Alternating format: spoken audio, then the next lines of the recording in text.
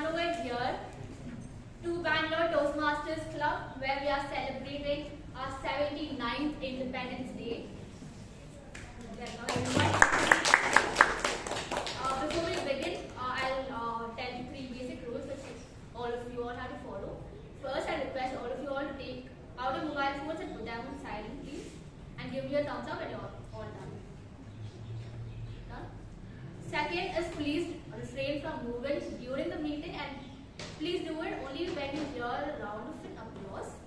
And third one is please refrain from talking about sex, religion and politics. Are we all clear with the rules, everyone? Yes. Alright, to begin this program, I call upon my ex-com committee on the stage today, and we will be singing a few lines from Sare Jahan Se Acha, and I request all of you all to stand and sing it along with us. Please join me.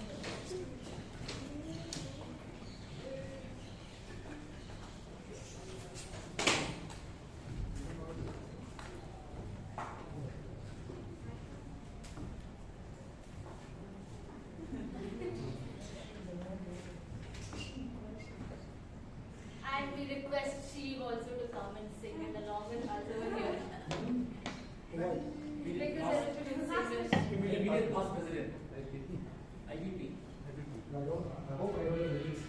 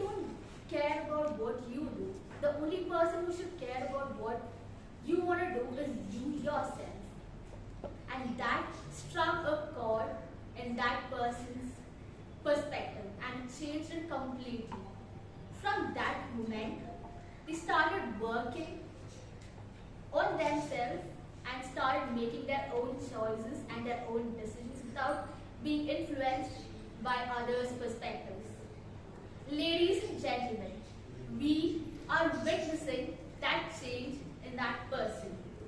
That person is none other than our president. Please join me in welcoming the warrior who has gone through the journey of accepting who she is, and she has started her journey of true freedom starts from within. So let us welcome our President Chaitra Chandapillai.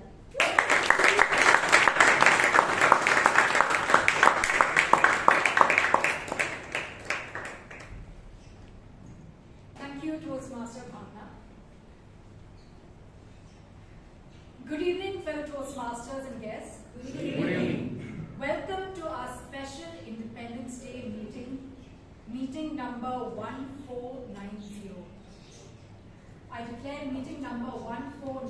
open.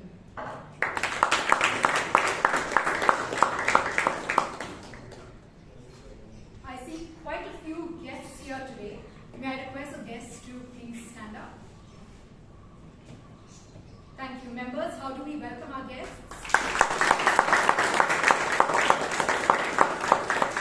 Thank you. May we take a seat? May I request okay, you have seen the members of the executive committee here on stage. Dear guests, if you have any questions about Toastmasters, you can approach them during the break. Before we proceed with the rest of our meeting, may I request the superb Toastmaster Shreyas Sadegol, our secretary, to come and read the meetings of the minutes of meeting number 1489. Good evening, fellow Toastmasters and dear guests. Good evening. The theme of last week's meeting was Think and Speak on your feet. The word of the day was improvise. It was a table topics marathon which was conducted by DTM Lalit Dhanush, and it was all the table topic speakers were evaluated by DTM Lalit Dhanush and our lovely Dr. Rajdeep Manwani. The moments of the truth form was presented after the meeting. The number of members present was 22 and the total number of guest presents was 16. Members, are there any amendments to the minutes of the previous meeting? I declare the minutes of meeting number 1489 passed.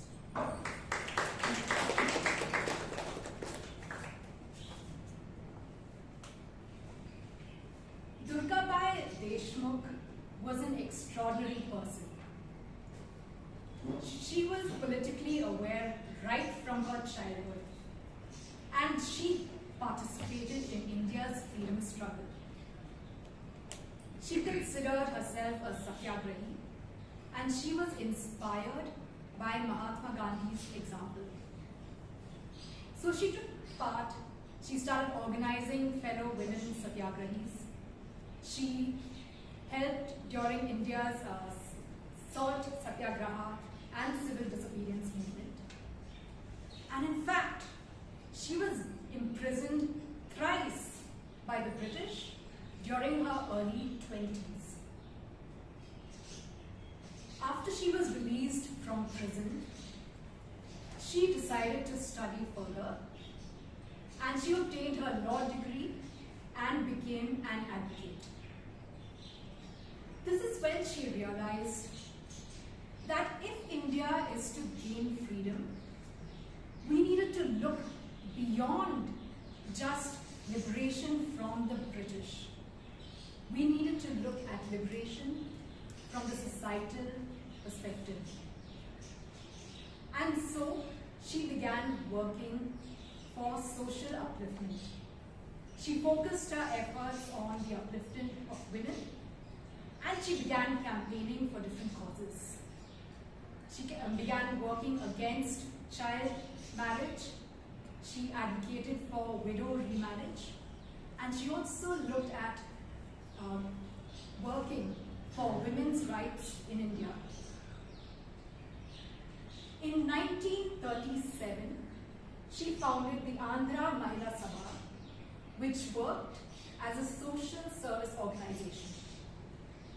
And this organization worked along three different fronts. One is empowerment through education, upliftment through healthcare, and finally the welfare of women.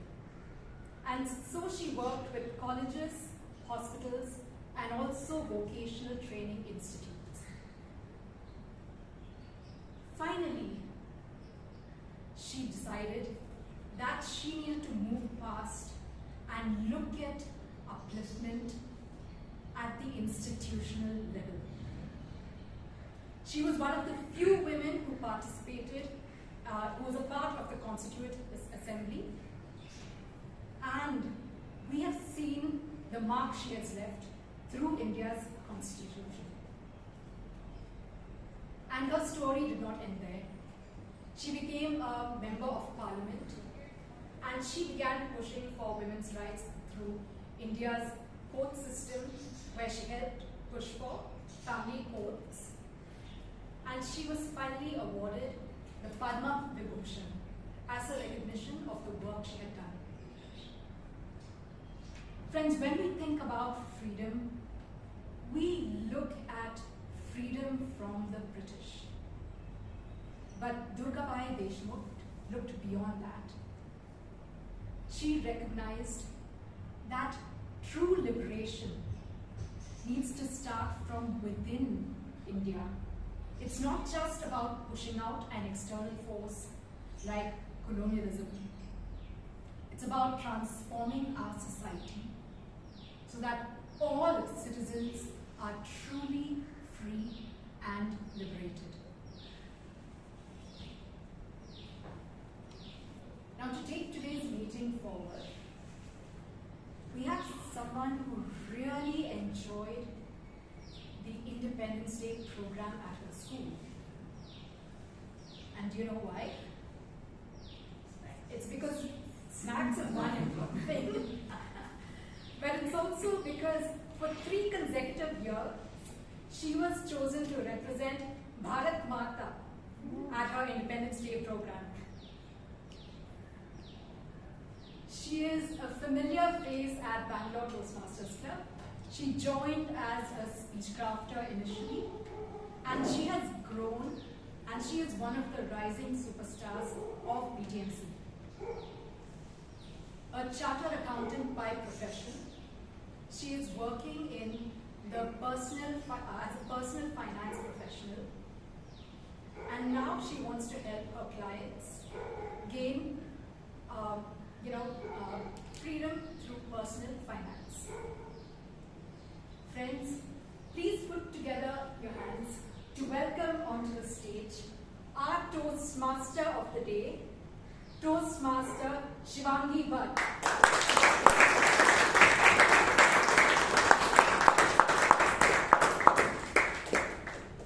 Thank you, Chaitra, for that introduction. A very good evening to everyone and a happy Independence Day. Good evening. She was abandoned.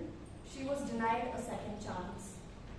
She lived a life of servitude. And yet, she's the happiest person I know. Her name is Sampuri. She's my grand aunt. And she has taught me that freedom isn't always given. It's a choice. Welcome to today's meeting. The theme is the journey to true freedom starts within.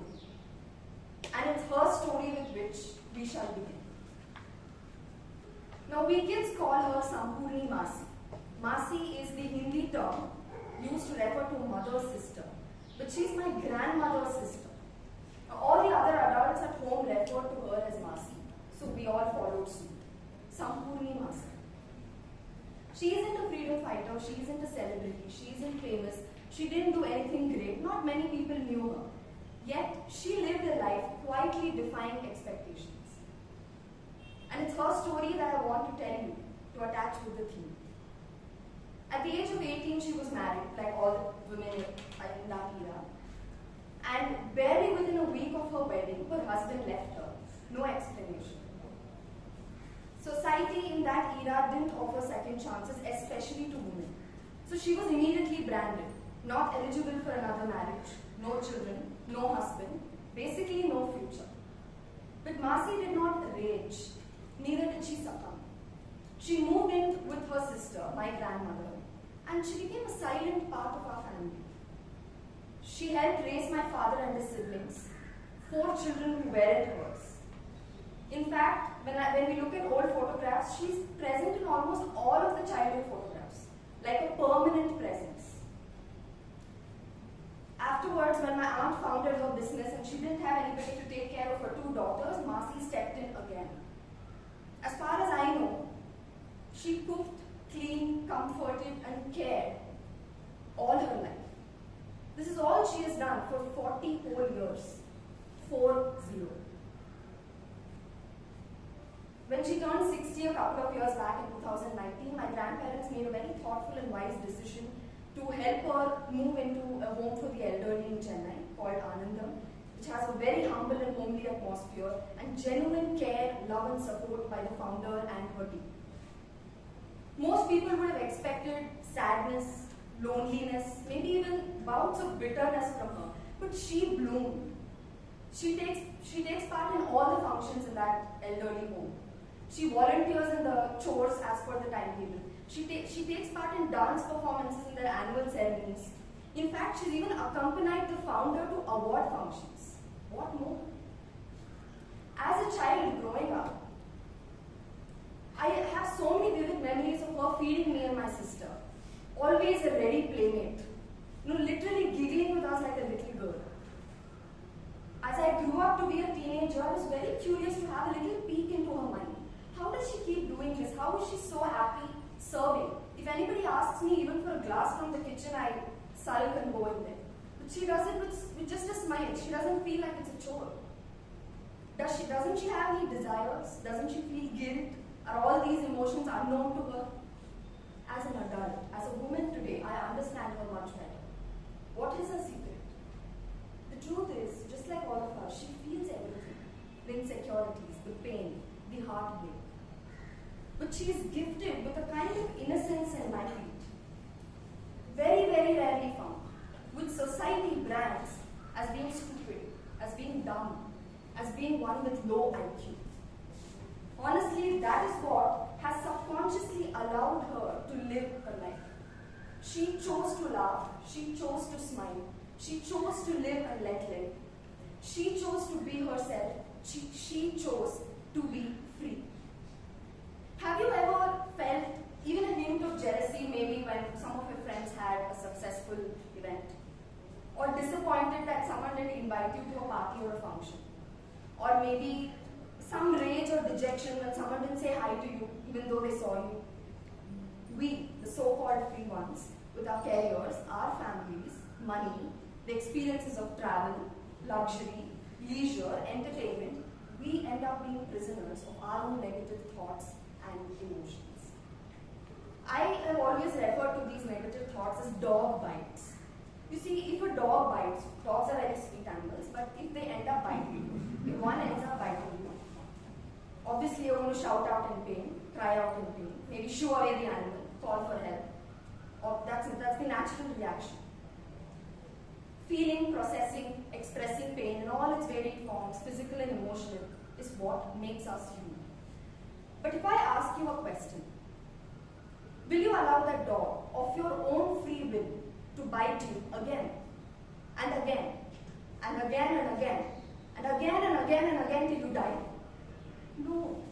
Then I wonder why it is so easy and smooth for us to allow all these negative feelings of insecurity, fear, lack of trust, emotional low self-esteem, low confidence, after a certain point to still straddle us. How do we become its prisoners so easily? How do we give up so easily? We think it's a circumstance, we think it's a situation, we think it is pure bad luck.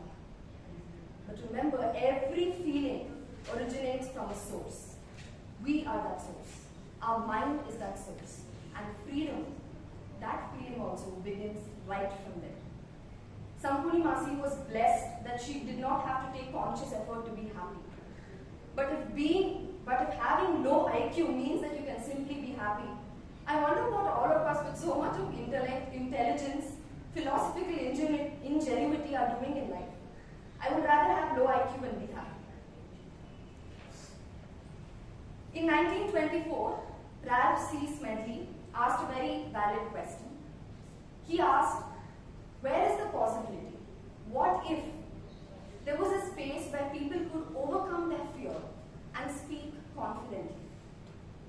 That sowed the seed for Toastmasters. And now, Toastmasters spans across 116 countries and 13,500 clubs. It's become a platform, it is a platform for public speaking, but in context of the theme, it is also a space for personal liberation. So we come here and we share our thoughts. We express what we have in our mind.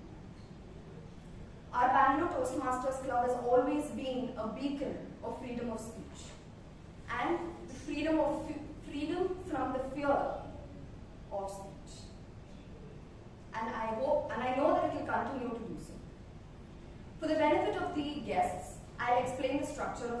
structure of a Toastmasters meeting. It has 3 sections. Section 1 is the prepared speeches where speakers will come on stage prepared with a speech on any topic. And today we have 4 Toastmasters for the prepared speech section.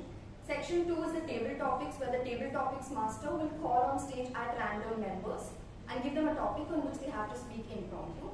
And section 3 is the evaluation section led by the general evaluator and his team. Today we have 4 evaluators and also the tag team, the timer, the hour counter and the grammarian. I request the timer, the Toastmaster Devashish Pradhan, to please address the audience with his role.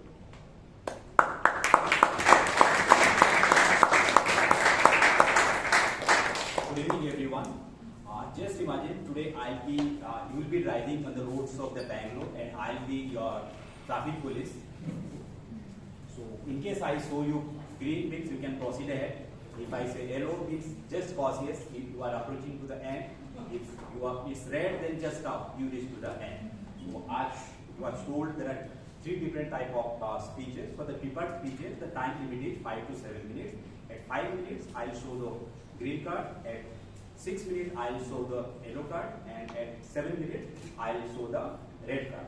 And for table topics, the time limit is 1 to 2 minutes, and for the evaluation, the time limit is 2 to 3 minutes. Frankly speaking, my role is that I'll ensure none of the prepared speech become a web series, or none of the table topics or evaluation become a TEDx speaker. Okay.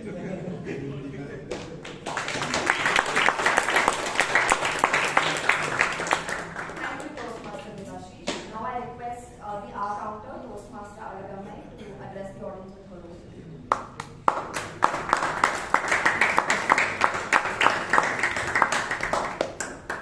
Good evening, Toastmasters and guests.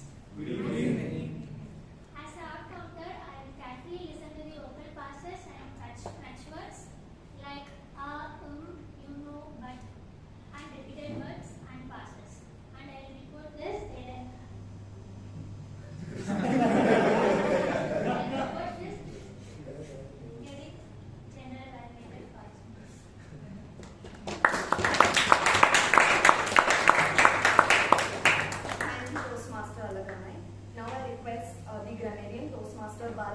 to address the audience with his role.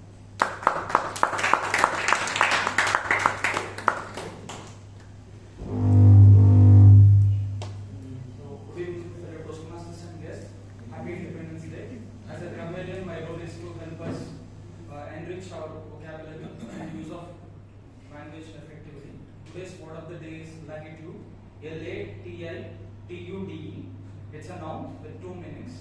First meaning is freedom to act or think in the way you want, which we'll focus on today. And the second meaning is a geographical term for the distance from north or south equator. So examples of the word is Independence Day. Independence gave us Independence gave our country the latitude to shape our own destiny. In Toastmasters, we have the latitude to explore different speaking styles. Encourage you use the word of the day latitude in your speeches. This evening we celebrate freedom that unites us all. Thank you. Thank you, Toastmaster Bala. With this, we begin with the first section, the prepared speeches. I request the evaluator for this first speaker, Toastmaster Guru Prasad, to read out the torture guidelines.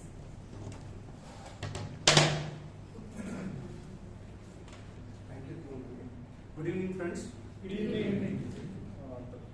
The purpose of this project is for the member to learn or review basic methods for writing a speech with a defined purpose and to present a well-organized speech on any topic.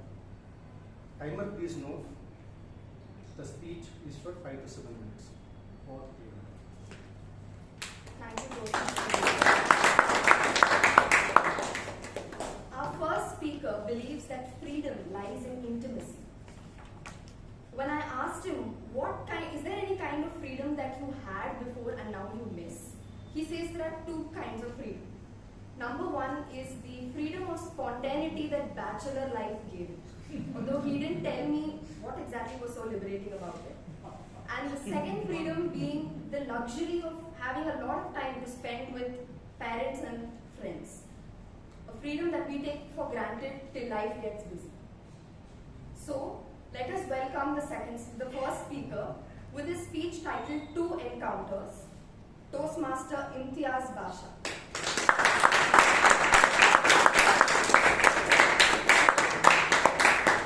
Toastmaster Imtiaz Basha, Two Encounters. Good evening. Good evening. My dear fellow Toastmasters and dear guests.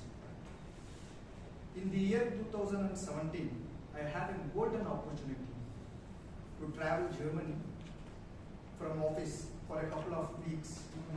Naturally, I took my family along with. At that time, I had one son and one wife, to be specific. Right now, I have two sons and again one wife, the same one. but the beautiful one. Yeah. So,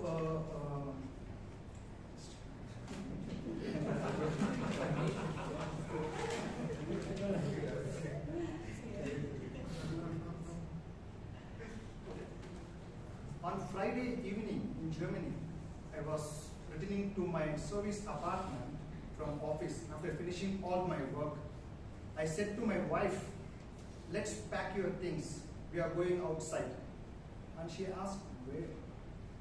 I replied in a filmy way by a song. Again, I have to song. I have to sing a song.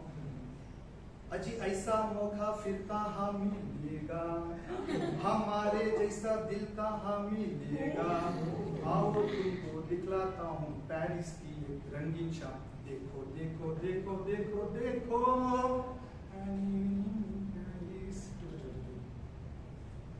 We headed to Paris and we were in the main Paris station.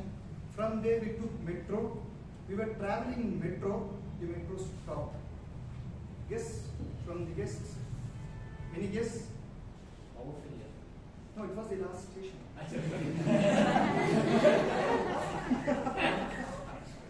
So we off-boarded the metro with my family. It was almost midnight. I was stranded. The metro was underground metro station. I was stranded with my family and with our luggage, staring at multiple exit viewpoints with no sense of east, west, north, south. I was completely frozen, not because of cold weather, because of the situation. I was like a GPS which has lost all the signals of the satellite.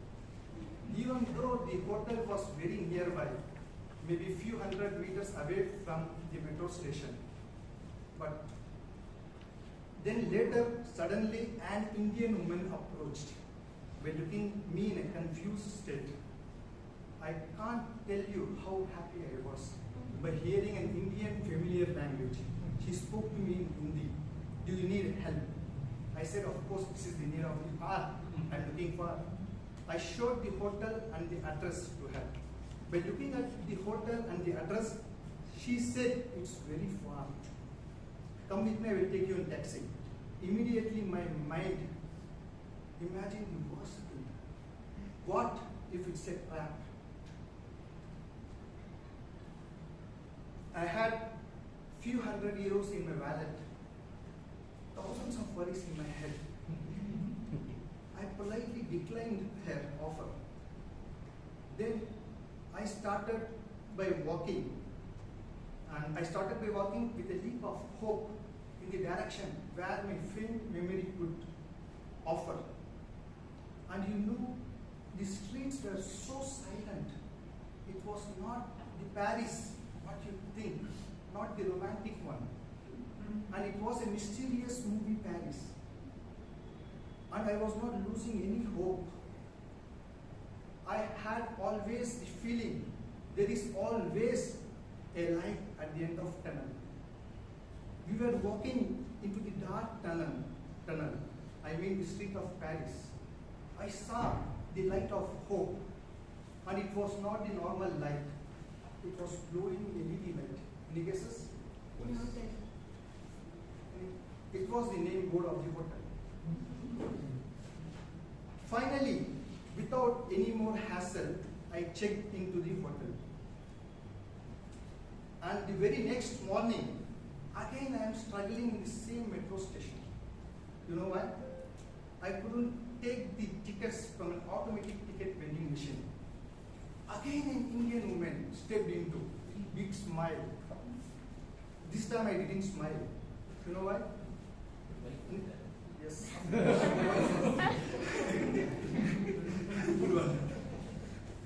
Then she helped me a lot by taking the tickets, and she told me when to visit the prefecture, all those things. Then after these two encounters, one filled with suspicion and scary, another filled with gratitude, has taught me something important in my life. We are very good at labeling. For an example, Tamil, Madrasi, always eat idli, dosa, sambar, chutney. Malayalis, for them, the coconut is life. For Bengalis, it's always rasgulla. What's wrong in labeling? You may ask. Nothing wrong. If we label in a positive intent, it's always good. If we label in a negative intent, for an example, if I say a person takes bath, if a person from a XYZ community takes bath only once in a week, doesn't it damage the complete reputation of that entire group or community? What I want to tell here is we often judge people based on religion, nationality, caste, political ideology. On that one Paris negative incident has taught me a new perspective. It was not an Indian woman. It was just a woman. With one bad incident, I do not want my nation to be in a bad light.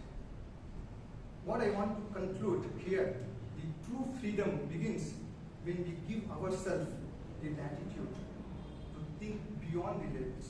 Jai Hind. Thank you.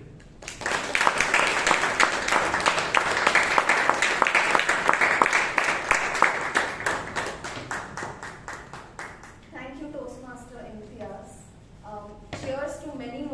Cheers to the freedom to experience many more scary encounters. Our next speaker, we all know things about freedom, but our next speaker knows a thing or two about the sudden disappearance of it. For him, freedom is the glorious ability to do whatever he wants, whenever he wants, however he wants. Until a grown-up decision changed it all for him, he says. It involved a signature, a bank, and a very long-term relationship with monthly reminders. A home loan. Today, he wakes up every day reminding himself that while it takes a lot to own something as amazing and great as your own home, it gives back something very invaluable. So our next speaker, please welcome on stage. Before that, I request the evaluator, Toastmaster Sitanshu Ratan Chetty, to please read out the project guidelines. Madam Toastmaster of the Day and dear members, the purpose of this project is for the member to learn about different communication styles and identify the primary style. The purpose of this speech is for the member to share the impact of their style on others. Time manager, please note. The speech length remains 5 to 7 minutes. All the best to the speaker. Thank you. Let's welcome our next speaker with his speech titled Communication, Toastmaster Vaidyanathan.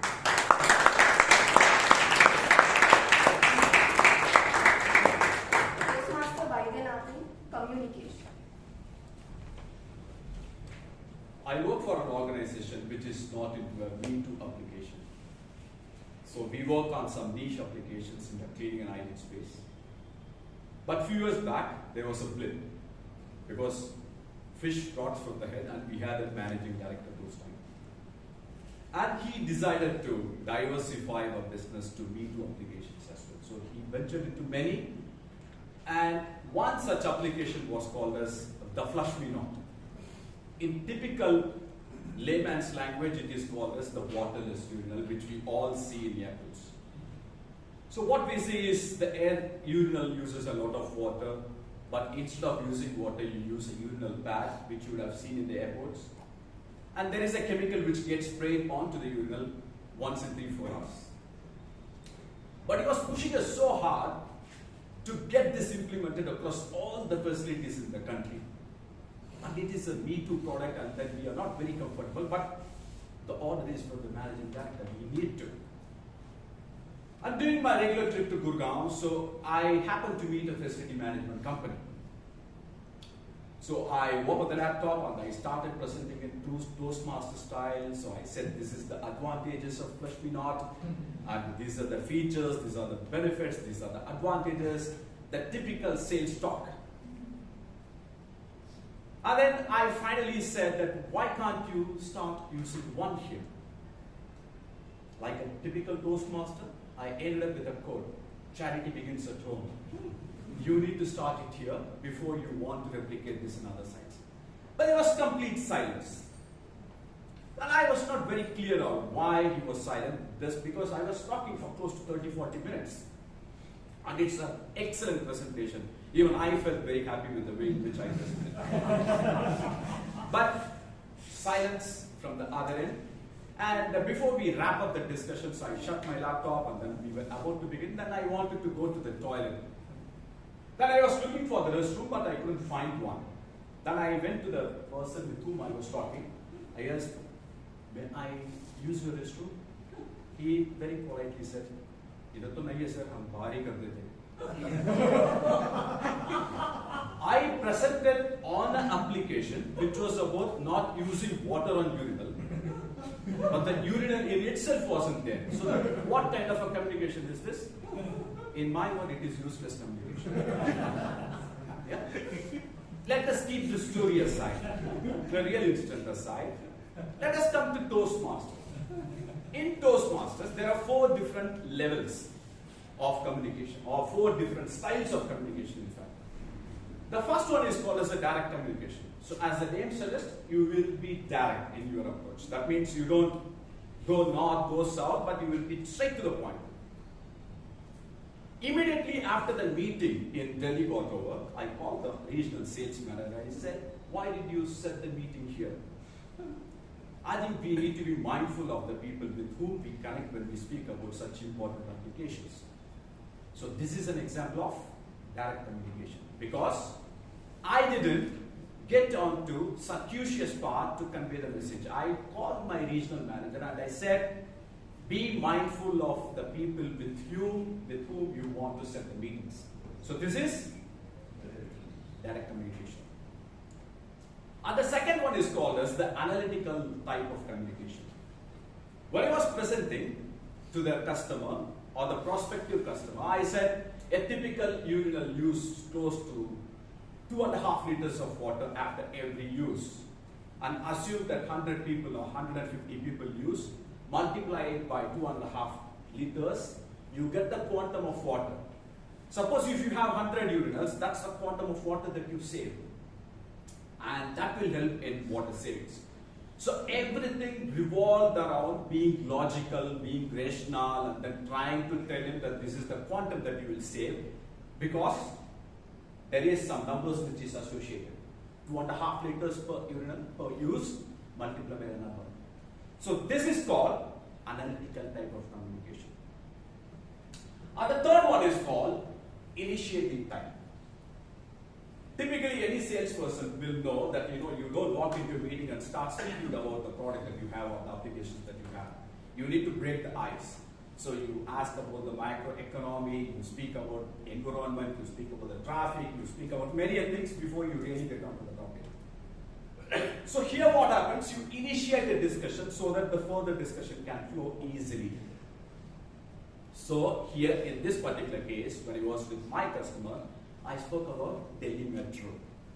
I spoke about how you can have this urinal, so where do they use, how do they spend, so many things about Delhi Metro, and then I slowly linked it to the waterless urinal which I was about to speak about. And this is called initiating style. So initiate and kickstart the meeting, break the ice, so that the flow becomes smooth. And the final one is called as supportive. When I started talking to this customer about Delhi Metro, he also started talking about the kind of problems that he faces. The profitability has come down, the economy is not great, a typical customer, you can say a lot of cribbing that happens. The economy is poor, and especially the margins have come down, so we are looking for some additional discounts. So there is some sort of communication which started flowing from the other end. All that we need to do is to give him a patient hearing and support or assist him in coming up or opening up more. This is called a supportive communication. If you see, in this particular example or the story that I narrated, before, during, and after, I exhibited all the 4 levels of communication. So I was direct when I was talking to my regional manager. When I was analytical, I was talking to the customer about the amount of water that they can save. And I initiated the discussion so that the discussion can flow smoothly.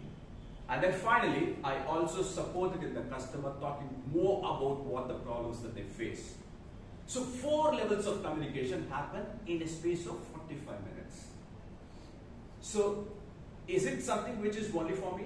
No, the answer is no. There is nothing called as one size fits all. Everybody for that matter will go through all the 4 levels during their discussion. If you try to fix on one, then it will be a futile exercise. We will fail in any endeavor. So depending on the circumstances, we might need to alter or tweak our communication style. Thank you very much.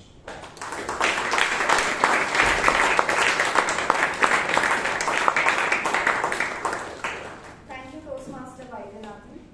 Cheers to our freedom of mixing all the communication styles and being very proud of our own pitches. Our next speaker, I request the evaluator, Toastmaster to read out the evaluation guidelines. Thank you. The purpose of this project is to remember to apply the skills needed to successfully lead in a volunteer organization and to share some aspect of his experience serving as a leader in a volunteer organization. Always the speaker. Thank you. Our next speaker, for him, his relationship with freedom of speech was not very smooth in the beginning. He says that his voice was held back in school and college, tucked away between rules and restraint. But eventually, he began to believe that freedom lies in breaking some rules and still sleeping soundly at night. He claims that he is very disciplined with his habits and that he loves to give eloquent speeches. Let's welcome the next speaker with his speech titled E-Chai with Startups, Toastmaster Puneeth Suraana.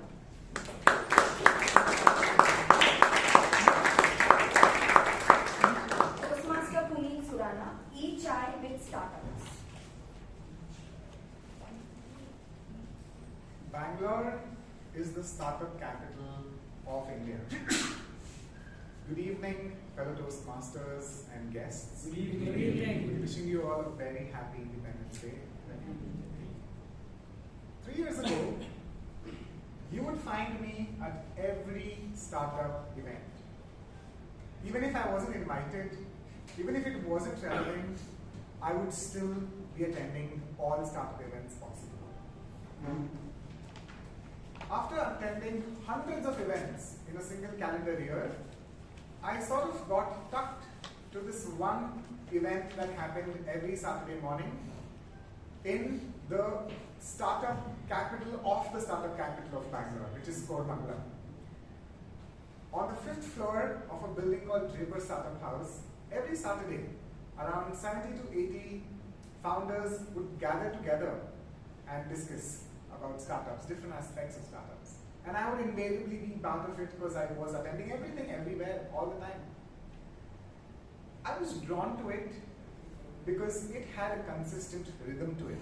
And I would keep meeting new folks every Saturday. For a year, I showed up every Saturday. And I wanted to find a way to contribute. But the list was long of people who wanted to host it, people who wanted to take care of it, and I was never given a chance. So like a typical sergeant at arms, I would show up early, make sure the chairs are in place, make sure the mic is working, ensure the water is there for the guests, there's coffee for the chief guests. I would do all of that. And just like our Toastmasters meeting has 3 parts, this meeting also had 3 parts. The first was a panel discussion where there would be different founders, from 1 to 4 founders coming down and discussing about their business. The second would be an open house where audience would ask questions to the founders. And the third would be a networking session where everybody could mingle with each other, take things offline, connect and build relationships. And it was also at a similar time frame on a Saturday evening, 6:30 to 8:30. So I fell in it like a duck falls into water, because I have been coming here every Friday since my adulthood. Every Saturday I showed up. Until one Saturday, the host backed out for last minute emergency, which is common in Bangalore.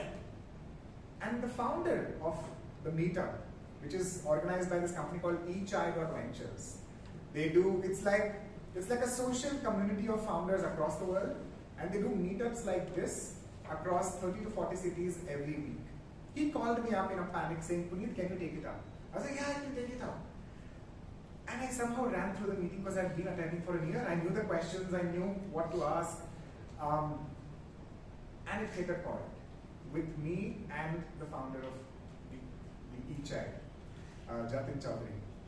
He kept giving me opportunities, and I kept showing up. For 26 meetups that I hosted for him, I would show up just like a sergeant arms, 30 minutes before, ensuring everything is in place. And my goal was to make sure I organize a meetup where I could feel I belong. So I brought in different tools. I have a terrible memory, so I brought in name tags. Just like a name tag I have, which I got manufactured for Toastmasters, because people forget my name. I forget your names all the time.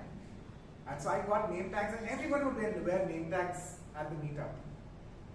I have a very feeble voice, and I couldn't reach everyone all the time. So I got a mouth organ for myself, and I would play it at different transition points of the meetup. When I want everyone to sit, I had a specific number. There were 10 in the mouth organ. When I wanted everyone to get up and start networking, I had a different number that I would blow through. So I got a mouth organ.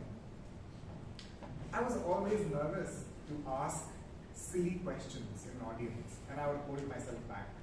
And that's why I got in another tool called Slido.com, which would constantly run on a projector, where you could ask questions real time. Everybody else could vote, upvote, downvote. All of these as a way to include every single individual that was showing up.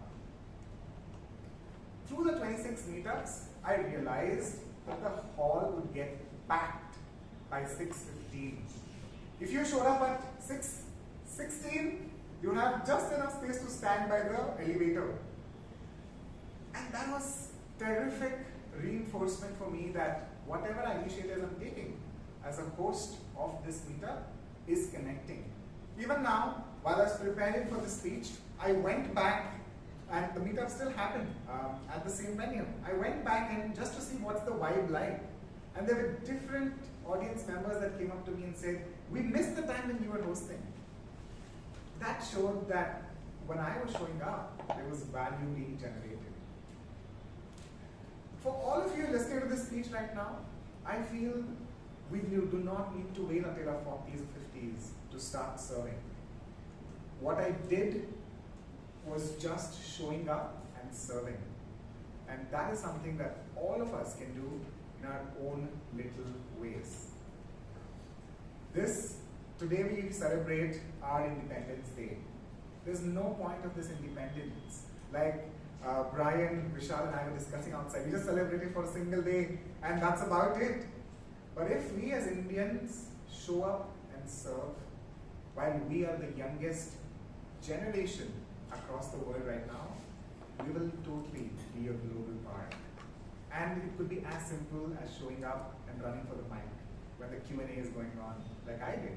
Or figuring out where the water cooler is and getting water for people who are on the stage. You matter. And I'm here to tell you, your little service, acts of service matters. Today, is a good day to commit to a small act of service on a rhythmic, consistent basis. Thank you, and back to the teaching model.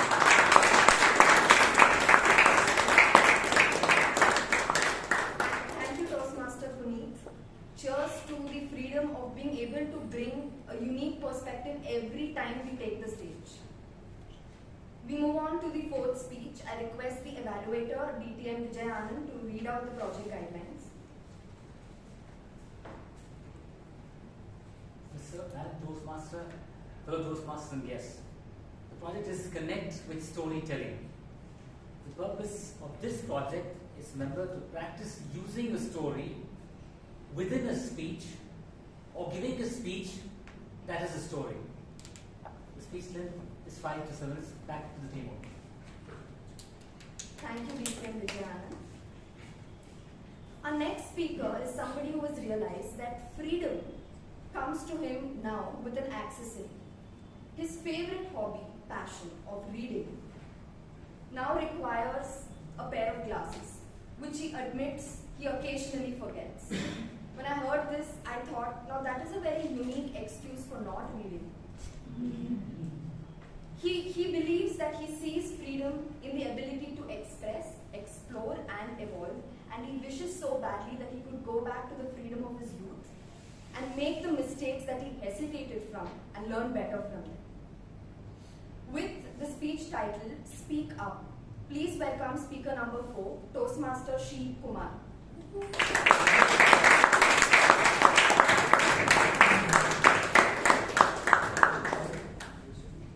Toastmaster Sheeb Kumar, speak up.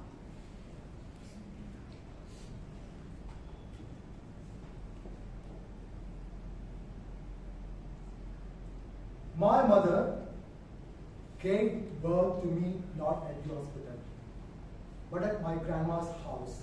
Yes, you're right, I'm old.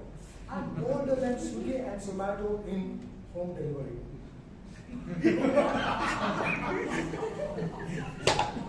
Back then, Akthar was a pencil, Amazon was a river, and Apple was that which you ate to keep the doctor away. For us, there was no Wi-Fi, but there was a lot of Wi-Fi. There was no screen time, but plenty of dream time. And no 5G, only 4G.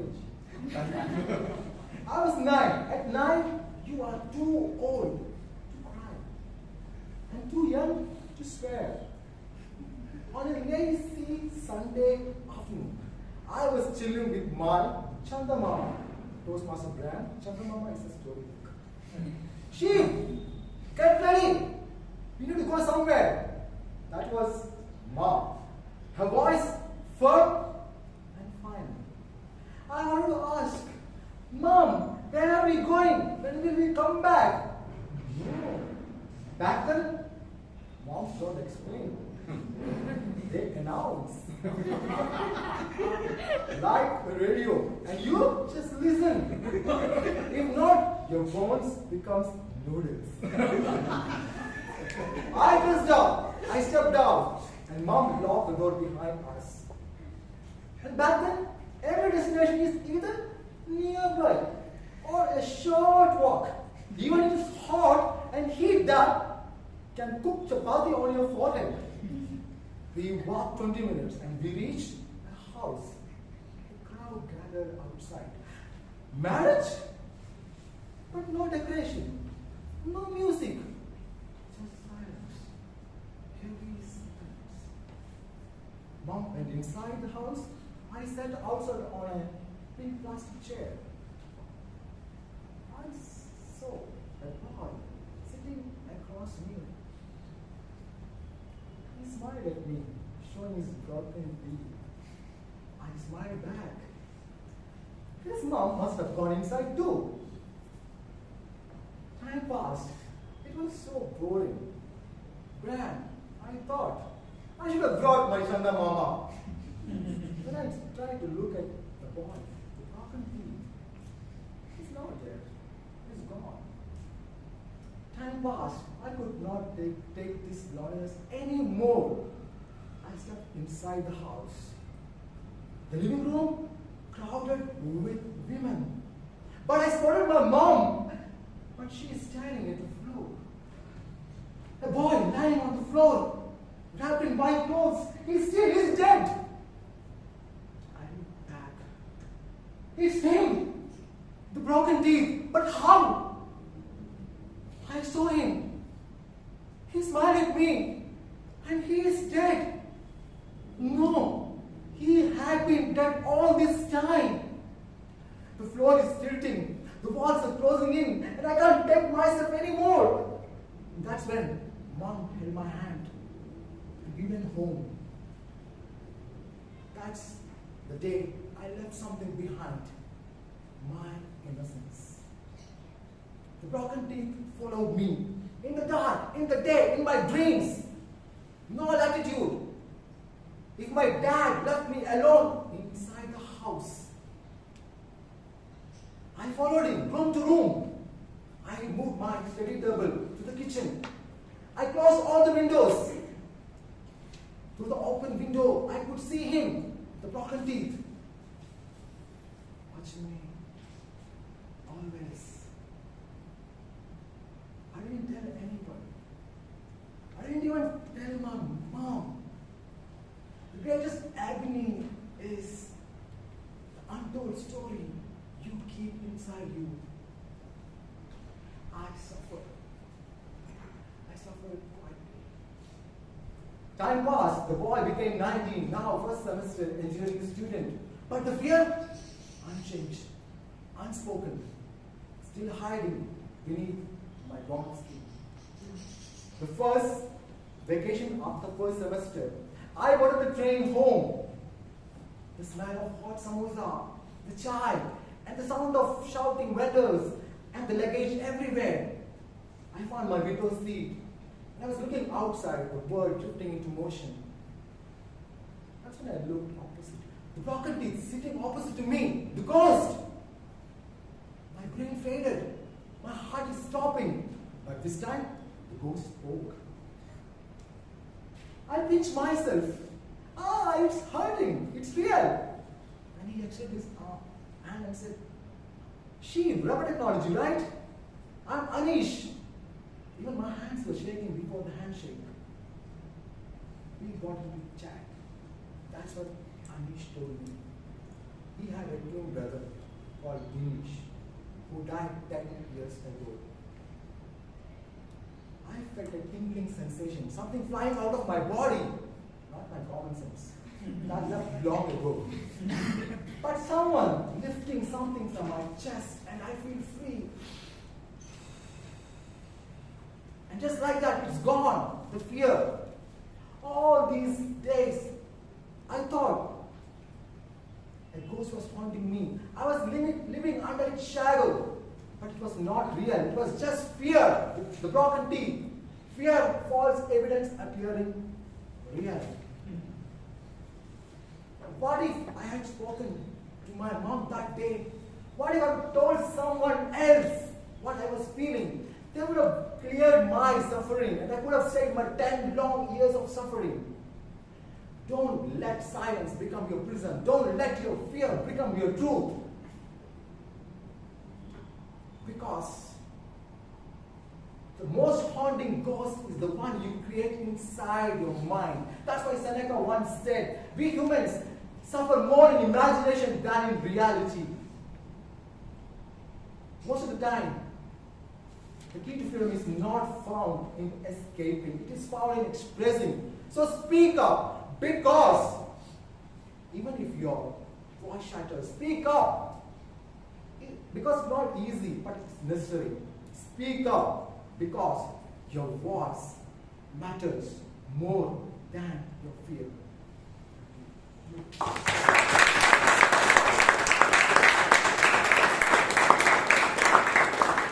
you, Toastmaster Sheeb.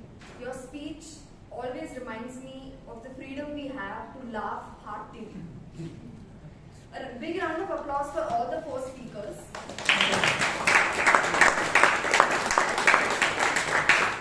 The voting link for the prepared speeches is up in the WhatsApp group, and the password is 1947.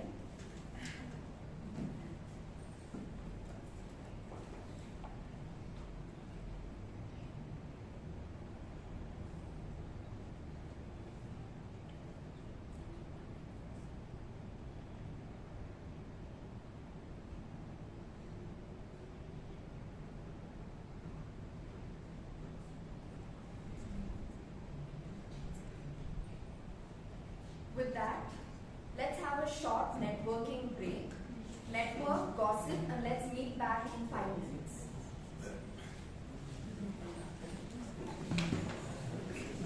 We move on to the second section, the table topic section.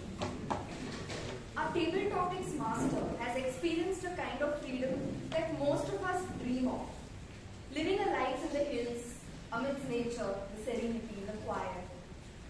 And she craves to go back there. She told me that she feels liberated because she has broken one of society's most invisible rules, caring too much about what other people think. With her role today, she is here aiming to help us liberate ourselves from the same. To take us through the adventures of Impromptu, please welcome on stage our table topics master, Toastmaster Himani Pandey.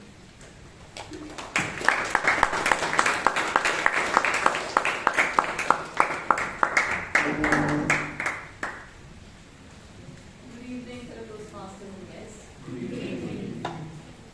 As your Toastmaster of today, I will be sharing some very interesting table topics for you to practice impromptu speaking. The idea behind the table topic session is to help improve our thinking on feet, and thus these are going to be very fun and easy table topics. I will be calling upon any member, including guests, here on stage, and share a topic, and you have to speak from between 1 to 2 minutes, at least a minute. The timer will be showing green card at 1 minute, at 130 seconds, yellow and the red card, that means we need to stop speaking at 2 minutes. So yeah, I promise that it's going to be very engaging, interactive and fun session. With that, let's get into the session.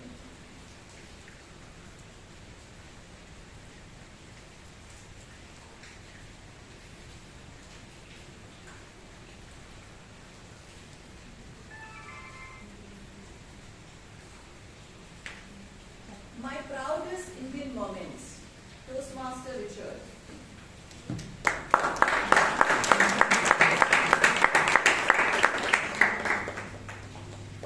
Madam, ex-Toastmaster, fellow Toastmasters and distinguished guests, my most memorable Indian experience, I can say when I ate Original.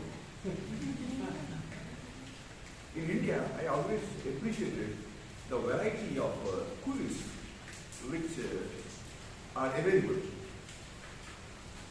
There is a difference between a tourist and a traveler. A traveler goes wherever he gets, but a tourist, he goes to see the places. And there are plenty of places in India, and the people, they advise you, wherever you go, first thing is you should taste, enjoy and relish the cuisines. I have tried this, and I have found the magnanimity and the creativity of the people who make or prepare those cuisines. For example, this halwa. Mumbai halwa is there, which is relished everywhere. But in my native place, Bangalore, there is a halwa called manni. That is, it is boiled depending upon the temperature of the fire which is kept. Whenever I had gone to Bangalore once on holidays, my mom, she started preparing the halwa, the manni, and she had to go elsewhere, and she asked me to stir it. And whenever I stirred it, it fell on my body and started boiling. At that time, I just thought how these women, they endure this kind of cuisines and make the whole world enjoyable. Over to you, Madam.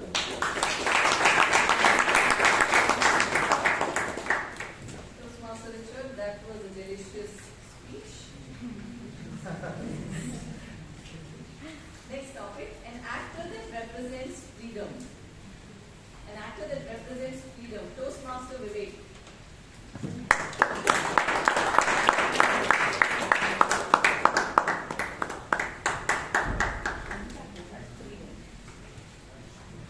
The actor who represents freedom. I think there is no actor who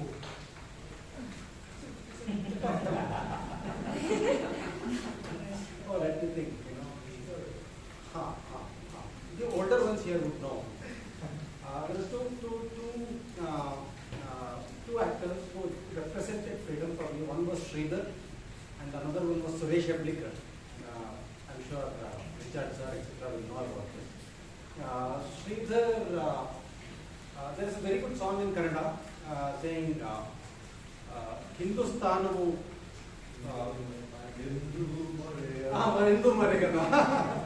exactly, yeah. So, the story goes like this. There is a girl who had some sort of a teenage pregnancy, and the boy kind of abandons, and then there is a classmate of the boy who's Sridhar. He's a very good actor. He comes and says, I'll marry you. And then the child is born, and then he goes away, then the child is born, and then he dies, this person dies. And there's a song in between that sequence which says that, bring up a child, like Hindustanu Yendu Maryada, means, that Hindustan should never forget this child. So if you go through that, there will be translations as you watch. It's musically good as well as the lyrics is good. You would really get attracted to Sridhar. At the end, the whole thing is that Sridhar writes, the original father comes back and looks at this boy and unites with that girl, and then Sridhar would have written, your girl is pristine, perfect, she was just a sister to me. So this was ultimate sacrifice, freedom, etc. And in between was this story where Sridhar comes in, and and that song was always freedom or independence. Whenever I associate with that song was something really nice. If you have a child, you should listen to that and bring up a child like what the lyric says. Back to you.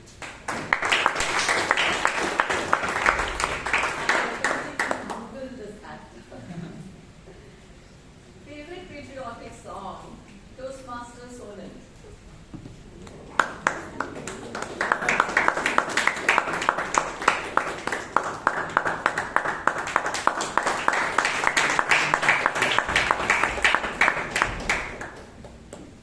Every time I come here, I come as a Rawalpindi Express. Today I decided to take my own time and speak little slowly. So this evening when I was coming, there was a Kasturba Road, UBC college, if you know it, you come by that road. So there was a signal. I stopped because it was red light, of course, but then there was a green light to left side towards Vijayan. And suddenly I remembered this song, and I was expressing my gratitude towards the soldier. And remember when I visited Leh and we visited the museum, how difficult life they have lived for us. It's not only because of today, I remember that because today is 15th August. It's every day I tell my son to express gratitude to our soldiers. So the one song which came to my mind today was, it's kind of low. Vatan, Vatan, Vatan, Jaane Man, Jaane Man, Jaane Man. Mera mulk, mera desh, mera ye vatan, shanti ka, unnati ka, pyar ka dhun. So I think this is a song which came to my mind, and I'm so glad I could able to share my thoughts.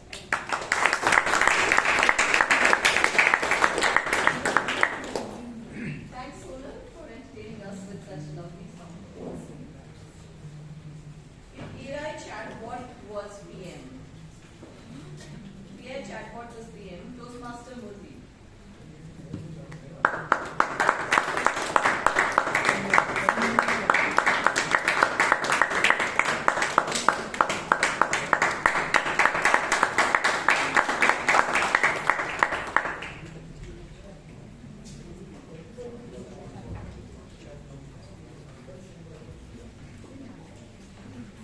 Good evening, Toastmasters. Good evening. 12.9675 and 77.529. What is that? Any guesses? Latitude. So, AI chatbot, it becomes a PM. It will start with latitude, with no gratitude. AI chatbot of late has evolved into agentic AI. The agentic AI, what it does is, from the normal LLM, it takes the feedback and becomes an agent for you.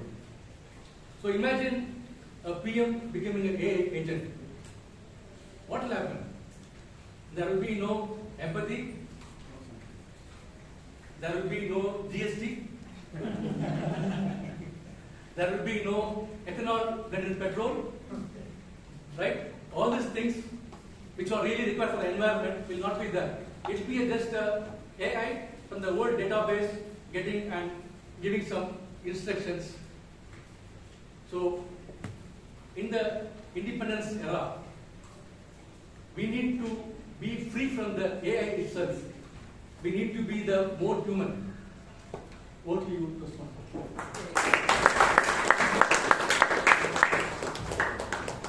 Thanks, Murli. That was a very good event. Cabinet of your friends circle. Toastmaster Palak.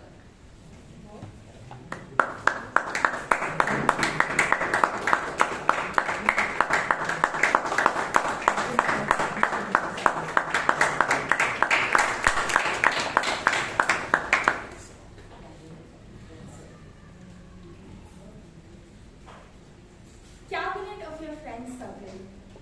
So just imagine your closest friend group is like at the top of, like, you can say the government cabinet, right? So just imagine the gossip sessions that you can have. In the name of meetings, you can have the entire team of all around the world, or this president did that. Doesn't he know he's not supposed to? I'm not leaving anyone. You know who it is.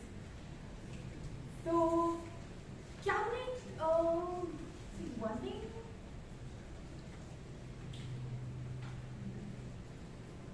A lot of meetings that will happen with your friend circle, you know how it goes. It starts with, guys, let's go up. Or like, guys, let's do this project. And it all goes south from there. It never goes up. It's always, you know what, I can't do it this time. I can't do it this time. Can we do it this time? Can we do it like this day? The fluctuations, and just imagine how the country is going to work with your friend circle in the cabinet.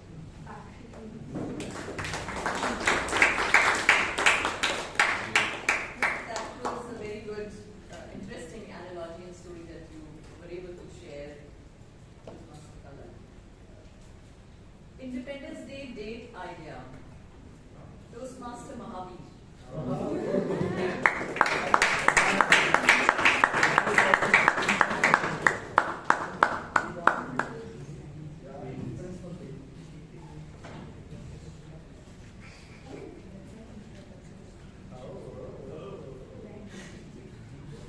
Well, this is a tissue paper.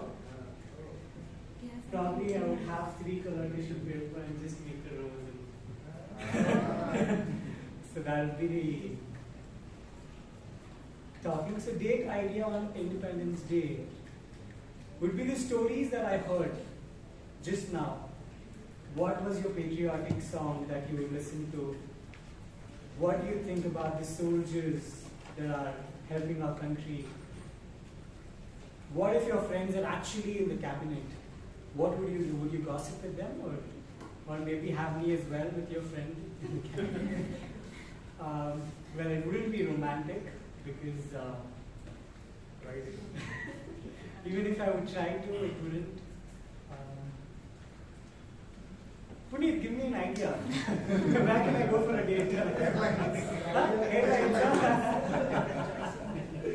Yeah, so we could probably go to airlines. Probably see the march, because I remember when I was in school, we would have this morning parade in school, and those parades were actually fun to attend. And after parade, we had half-day school.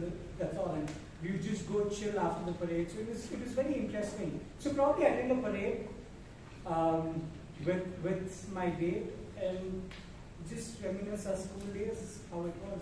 So that would be my day.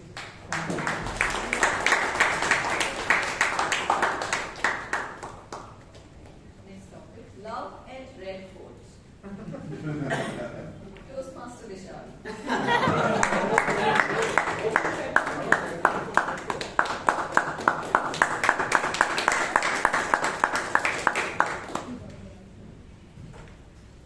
On the morning of August 15th, my true love comes out, furling in the air, glorious and beautiful. That is why I love the Red Fort. I used to stay up all night just excited to watch the hoisting of the flag. And just a year back, I had the rare opportunity to actually visit the Red Fort. And what a monument it is. How many of these sacred moments has it witnessed throughout history? It may be red, but this fort that is hoisted and hosted our flag for 78 years is a symbol of all the blood, tears and sacrifice that our freedom fighters have put in for us to have the latitude to decide our futures. That is where love truly exists for me. And that is where love is. So I don't need anyone else at the Red Fort. The Red Fort itself is my love. Over to you. Toastmaster Vishal for showing us love from a new lens. I love you. Independence for street dogs. Toastmaster Brian.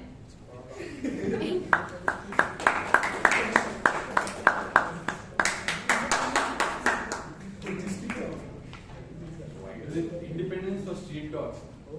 Why do they need independence? They are independent.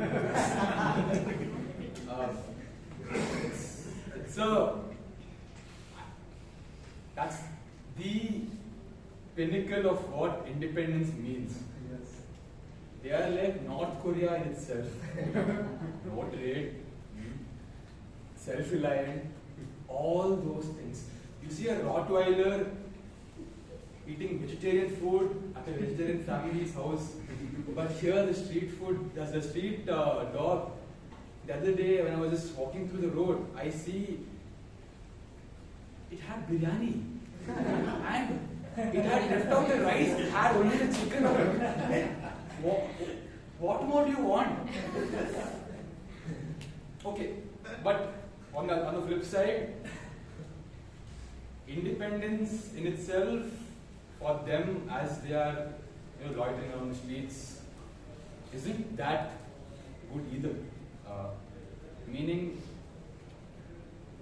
if you compare it with home-bred dogs and street dogs, home-bred dogs have a place to stay, but they are imprisoned either ways.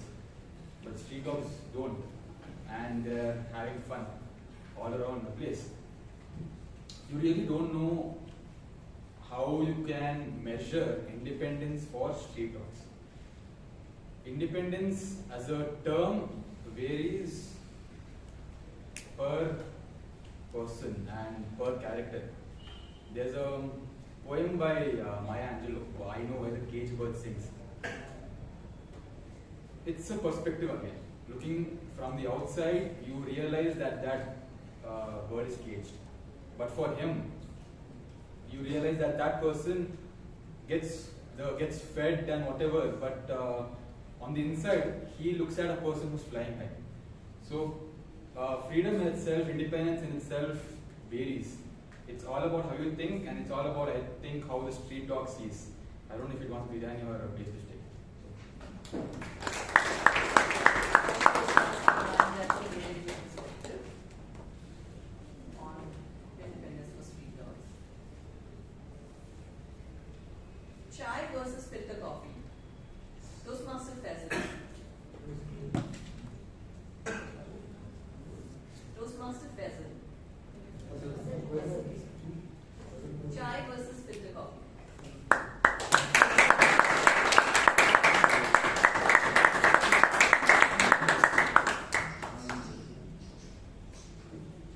Good evening, Toastmasters. Good evening. I was here a couple of months ago joining the Toastmasters, and I've never been here apart from that, so I'm nervous around it. Chai versus filter coffee. I come from a land of coffee called Bangalore, so it's always been the coffee which is very tasty and sweet. I'm sorry, thank you.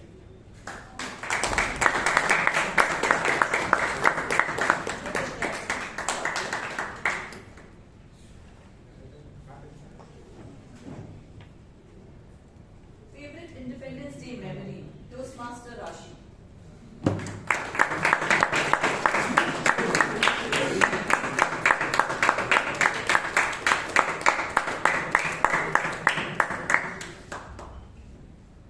Good evening, fellow Toastmasters and dear guests. Good evening. I think back in school were the actual years where we saw the true essence of Independence Day. But I think after 10th, all of those memories slowly started to erase and vanish away, because I think the excitement that we hold it, be it for anything, I think any small event that the school held was of great importance to us. The entire night or the entire week we used to prepare for it. I especially took part in dance events. So we got to bunk classes, we got to give excuses to our teachers saying there's a very important event that we're a part of. So please do not get us tied up with studies, they're going to happen all the time. So I think the days where we danced with our friends, where we took those tiny memories of having fun around, of just playing around and then going back home, preparing for it, getting all the costumes was such a trouble, but yeah, it was fun. And then appearing on the event day where we got to be on stage, have fun, but at the same time enjoy some snacks, go back home early, get a holiday and a long weekend. All of that was fun, but I think we have somewhat forgotten to bring back those memories. I think even though we try to, we're just so lost in our world that we're not able to have fun in these happy moments. But I think when we come here, we're again reminded of those celebrations and those special meetings that we're holding. So yes, I hope all of you have a wonderful Independence Day.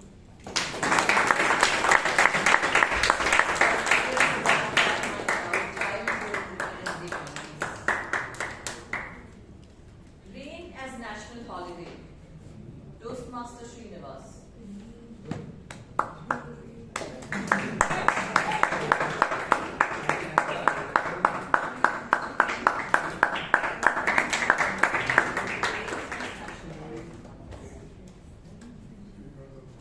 Rain as national holiday.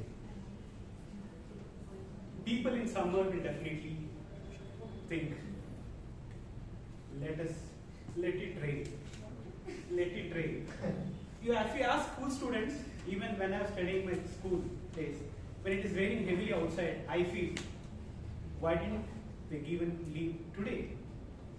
When table topic master is giving such a topic, rain as a holiday, as a student, I feel, yes, this is the day I wanted. But as a grown adult, I feel giving rain as a holiday will make sense for the people who is commuting from one point to other point, making it so much chaos in Bangalore traffic. You never know where the potholes are. You never know where the speed humps are coming. But ultimately, you have to navigate and guide through to reach the destination A or B. Again, if it is given national holiday, I would ask table topic master to be in the cabinet or as a Prime Minister to provide supplies. Like, if you watch Netflix, I wanted popcorn. Put a message to a table topic master so that we get our popcorns on time on a holiday vacations. And also, I'll ask, if rain is given holiday, how many holidays will we have in 2025? Already we must have crossed more than 60 holidays and still more to come since the yellow alert is still there. Over to you.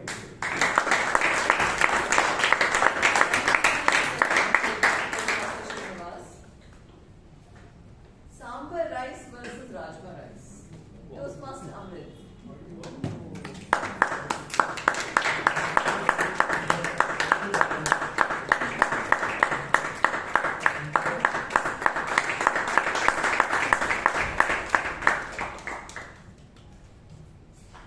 Well, as a Punjabi, you get no points for guessing what would I choose. I would obviously choose Rajma rice. I remember I was, for almost like 6 months, I was in the US for a project. And I used to crave for home-cooked food, you know, what my mom makes. And the day when I was leaving and come back to India, I called my mom and she said, "What do you want to eat?" And I said, "Rajma rice." And I landed here by, let's say, at around 4 o'clock in the morning, reached home at 5, and 5 o'clock, my mom heated, you know, the Rajma rice for me, and I ate like how a Malayali would, or a South Indian, let's say, would eat sambar rice. So I made a heap of it, of rice, and poured rajma over it, and literally made balls of it and, like, you know, gulped, because I was literally missing the home-cooked food. So definitely Rajma rice. Well, sambar rice is not bad either. I mean, on a general day, on a regular day, I would definitely like to eat it, especially because there are a lot of vegetables also in sambar. So you get your vegetable quota, which you know your mother always wants you to have. So that way, sambar rice is nice. And as kids, even though we were Punjabi, part of growing up in a army background, since we traveled across, so we used to eat all kinds of food. When we stayed in South India, my mother learned to make sambar rice and idli, and since then it became one of our favorites. But once, what happened? My mother's side of family was visiting us, and it was her brother and sister. And they came, and my mother had recently learned how to make idli and sambar, and excitedly she made idli sambar for everyone, and they all were like, "Oh, you know, we would have loved Rajma rice over it." Back to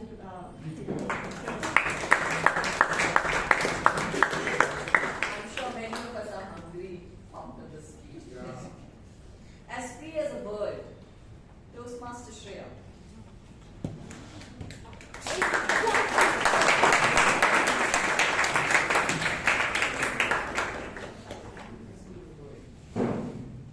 Good evening, Toastmasters. Good evening. And yes, good evening. The topic is as free as a bird. Okay, so let me take it into this way. So I'm guessing she's talking about freedom that you get as a bird. So as Srinivas said, in Bangalore it will keep raining. So even if you're a bird, you won't have any freedom at all. So it doesn't matter whether you're a bird or a human. So also, as a bird, the freedom you get to, you don't get freedom to eat whatever you want. You know, that is one thing I would not like. And as a human, we would like to, we could eat anything we want. And now I don't know where the topic was, and I don't know where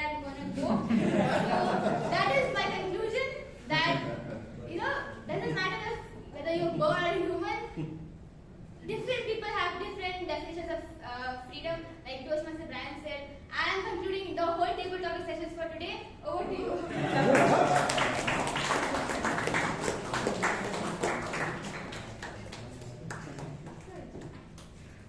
Alright, that was a wonderful table topic session. Thank you for spotting it so well. I hand it back to the Toastmaster today.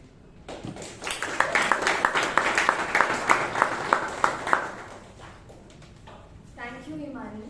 I think today's topics really gave all the speakers the latitude to think out of the box. Now let's move on to the final section, the general evaluation section. Our general evaluator really enjoys the freedom given by an empty schedule, the joy of just simply being and existing. Who doesn't? Over time, he has traded people-pleasing for his peace of mind, and now he's seeking to break free from the habit that he has of allowing his past to shape his future.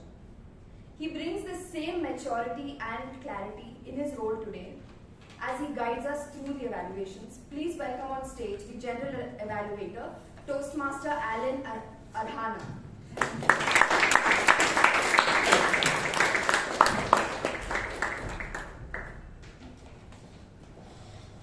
Good evening, everybody. Good evening. Where's the Josh? Good evening, everybody. Good evening.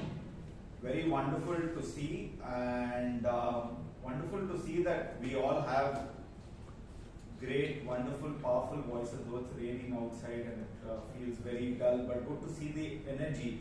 Now, welcome to, again, meeting number 1490. It started very well and with a lot of wonderful, nice energy by our wonderful Bhavana. Now, Bhavana started off with clapping, and that really helped bring some energy, right? Especially when you're starting the meeting, when you clap, it just brings a lot of energy to the room, which was very nice. Bhavana, one thing I want to say is, one is, of course, you've set up the place very well. One thing that comes from you is a lot of sincerity, and from the time that you have become a Sergeant at Arms, you know, one thing that really shines through in your approach is the fact that every meeting you can see that you're trying your best. And why is that important? Because when you're trying your best, you're always improving with every meeting. And that is incredibly inspiring for not just the members, but for guests who are coming for the first time. You have that approach of wanting to do your best, and I think it's kudos to you. So, you know, huge round of applause for that. One thing that you have is great eye contact, which is good. You look at everyone, which is very important. The only one small aspect is, though I spoke about the clapping, I would, being the fact that it's Independence Day, I want your clapping to be more inclusive so that everyone feels involved. So when you are coming and clapping, involve the audience in that clap so that people who are also not clapping get, you know, clapping, and when the whole room suddenly starts clapping and that energy starts, then you start, then, you know, it makes a big difference, because remember, you are starting the meeting and that energy is going to flow throughout the meeting. But for a great job done, please give the Sergeant at Arms, Bhavana, a huge round of applause.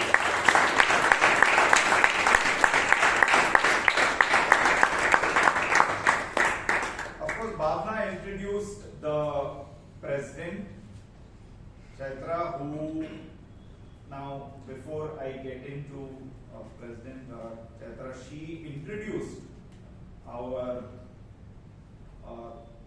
what I would call small packet of wonderful energy, Shreya. Now, Shreya, one thing I wanted to say is your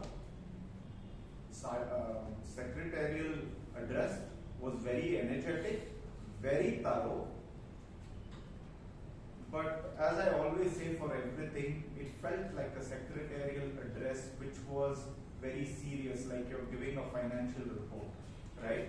Now, just to give you a parallel drawn, when you came for your table topics, you had that smiling, bubbling energy, which I think needs to translate into your secretarial address, which will add a lot of wonderfulness to what you say. So though it was thorough, if you just had a little bit of, smiles when required and a little bit of bubbliness that you had during your table topics, it would really help.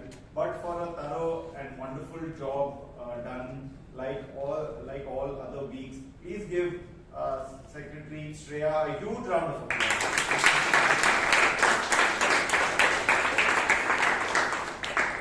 We now move on to our dynamic President Chaitra, who gave us all a very powerful address on Durgabai Deshmukh.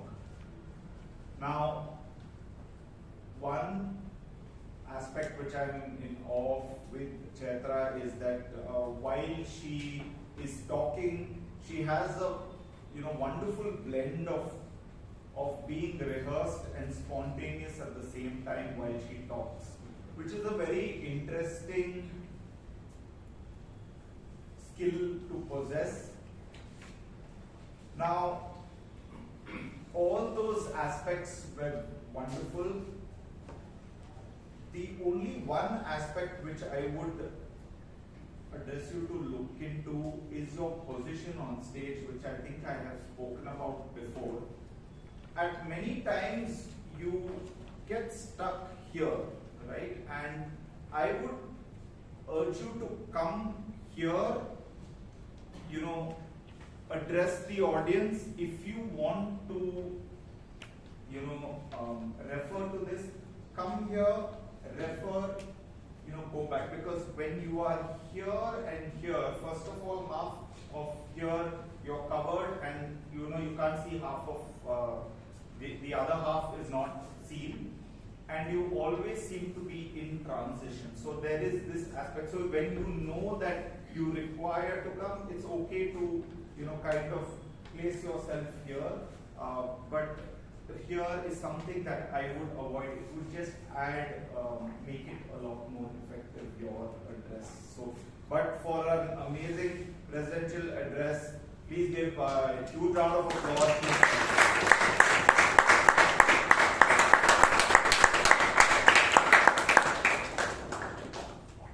We then had our Toastmaster of the day, Shivangi, who I will talk about towards a little later towards the end. Now we'll move on to the prepared speeches. We had speaker number 1, Imtiaz Akthar, and his evaluator is Toastmaster Guru Prasad. And may I request Guru to come up on stage and give his evaluation.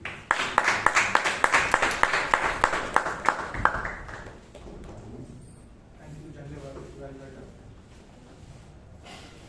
Good evening, friends, again, and Toastmaster Imtiaz Akthar in particular. The Toastmaster has delivered the speech from the partner Dynamic Leadership, second project, and the title is Two Encounters.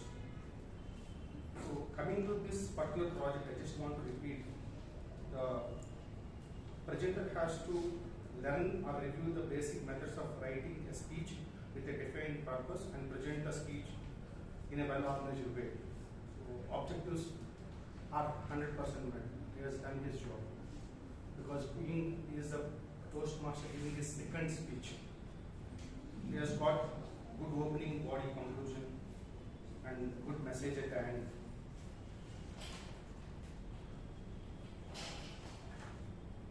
So dressing and everything all is good. Confident, it's everything good. So now coming to my evaluation. He has presented a humor speech. I think he has taken us for the Europe trip, started with Germany, France, and he started with the googling, like when Imtiaz Akthar, I thought that he will be like a Suet Akthar, but he started with a googly with a nice fun element.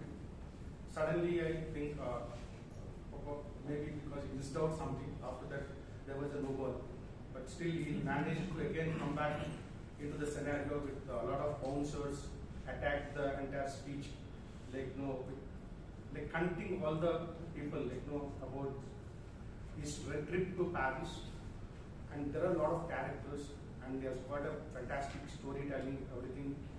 He has done a great job in my but if we have to if we want to improve his speech, because this concept, I feel like it's an award-winning concept. The story is very good. The script is very good. Like I felt like one humorous movie watching throughout. He has planned in such a way. Started with lot of humorous concepts. Then he slowly got into that you met some characters in Paris or France. Then he thought of giving again a message to us because of the Independence Day. Fine. But if you could have continue the same tempo throughout, and this could bring him a award-winning speech for his probably in the future, because it's more romantic. He has come up with a nice song in between, so everything was fine. What you need to do here to become an award-winning speech, you need to practice. Very simple. So you need to prepare the content properly and practice it. And most importantly, he has to work on his body language and voice modulation, because he started like this. So this gives a kind of preparedness, Shivangi. So a little bit here and there you have to work. Otherwise, it's out and out fantastic. You have done a wonderful job. Great speech, award-winning speech, humorous concept. Wishing you all the very best for your future speeches. Thank you.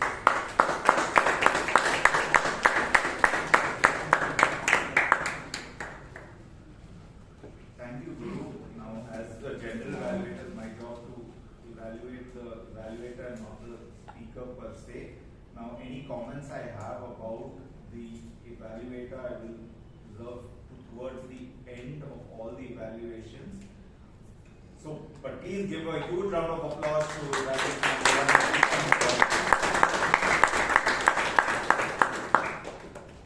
Now, our second speaker is Toastmaster Vaidyanathan, who is going to be evaluated by Toastmaster Ratan Shetty. Please give a huge round of applause.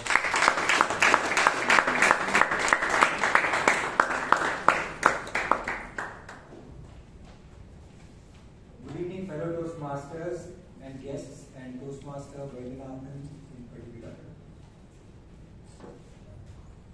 The title of the speech, communication, left me in anticipation that, okay, if Vaidyanathan is going to speak of communication, then it has to be something like a three-course meal for me. There will be an appetizer, there will be a main course, and there will be a dessert, which will be in the form of an opening body and a conclusion.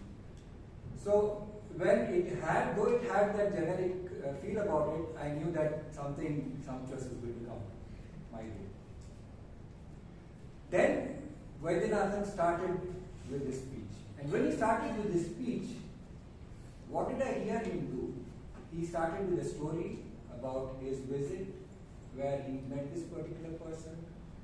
He gave the background about that, and then the actual appetizer, where my taste buds were tickled, was in terms of the humor.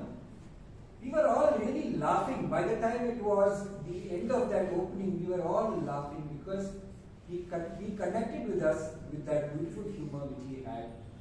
And then it left me asking for more. What is going to come? And then, as I had expected, the clarity in Vaidyanathan's voice and the way he spoke about the points, the way he used the stage with ease, ensured that the points were delivered number 1, number 2, number 3, number 4, and I was almost feeling full with information on communication. Now it left me waiting for the dessert, which would leave me with a sweet taste. So that dessert would have been in the form of a summary and a conclusion. As expected, Vaidyanathan summarized where he spoke about what is direct, analytical, supportive, and which is the fourth form of communication? Direct, supportive, analytical, and initiative communication, right? So we got that full feeling, but after the summary, the conclusion, the sweet taste, was what I would have expected in terms of the impact. Because this project asks the speaker to share the impact of communication on himself or herself. So that is something which I believe if you had that time, you could have spoken about the impact. Because at the end, there were two ways in which you could have done, either speeded up the points or kept it by the rule of 3, just 3 points. So these are 3 ways you could have done it, but the impact was what would have left that sweet taste in my mouth, and that actually left it like a report on this communication styles rather than actually talking about the impact and about the 4 communication styles. Having said that, a wonderful speech which kept us all engrossed for 7.5 minutes. What do we give Toastmaster Vaidyanathan for that? All the best for his next speech.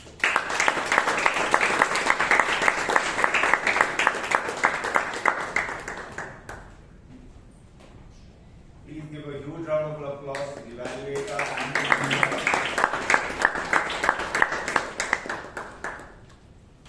and moving on, we have speaker number 3, Toastmaster Puneeth. He's going to be evaluated by Toastmaster Alok. Please give him a huge round of applause.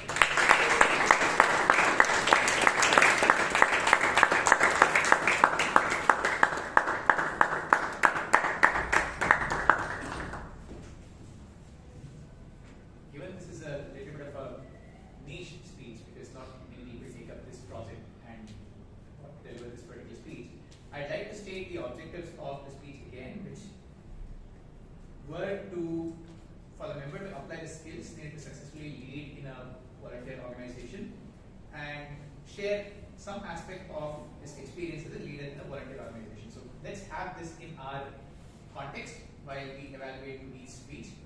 I think it was an excellent speech delivered very elegantly by Puneeth. I felt the content was tailored to the objective.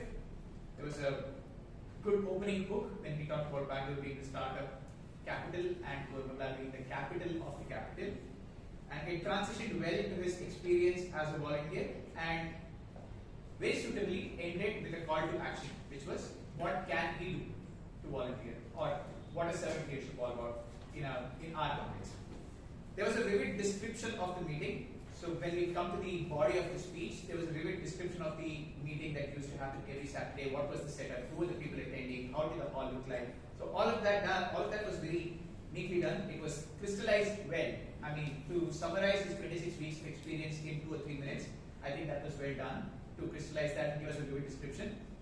Moving on again, he also got to the main purpose, which was to describe his role in the organization, how he took up, how the opportunity to volunteer as, for want of a better word, the sergeant at arms or the host at that particular meetup.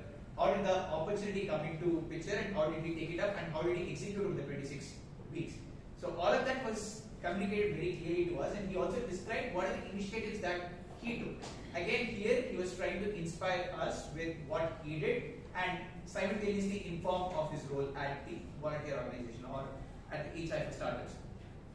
Again, one of the other purpose of this speech was also to talk to us about the feedback that he received. And again, he mentioned that. He mentioned that when he went back after a few weeks, some of the people told him that they missed him hosting the entire event. So even that aspect of the objective of the speech or the project was well covered.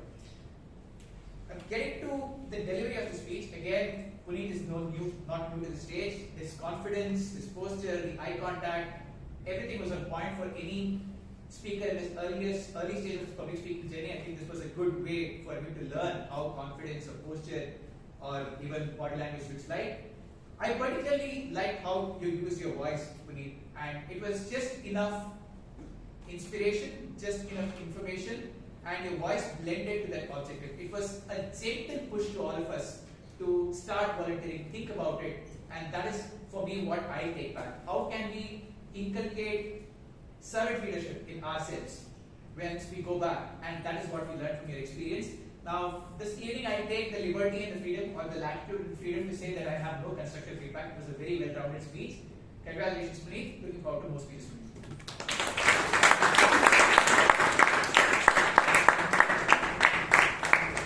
Please give a huge round of applause to evaluator Alok and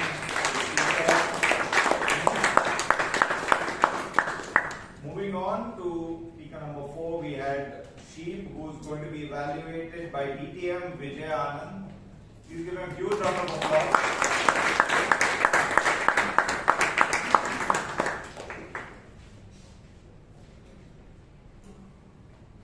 Think like a wise man, but communicate in the language of the commoners. And that is what storytelling is all about. Mr. fellow Toastmasters, welcome guests. Storytelling, 5 main objectives. Let's see the 3 that Toastmaster Sheeb, where is Toastmaster Sheeb? Yeah, I thought you did very well, Sheeb. First, characters in the story. Your mother, yourself, the boy who passed away, and the boy who had a twin brother, right? Yes, thank you. Characters, very important. Plot, the sequence of events, how the entire story flows, right from the funeral up to the train journey, right? Fantastically done. Second objective. Third, conflict. The protagonist of the story must have a conflict either within himself or with some other character. In this case, Sheeb, the conflict, or you've been haunted for so many years, right? Seeing that boy passed away and the boy was in the doorway. That was also well done.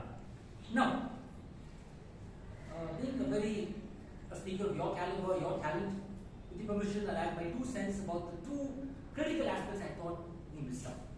Setting, time and place. Can I not use Sheeb? Apart from Sheeb, anyone in the audience tell me which place exactly did this story take place? It's a true event, I suppose. Sheeb? Anyone? The exact place. Kerala. Kerala has 2 roads. Hometown. Okay, thank you. So what I'm going to say is, if I was a creative, I would have mentioned such an exact place. The idea is to transport the audience to that place as a speaker. That's one. Time. Barring Sheeb, can you tell me the exact year, month? This incident.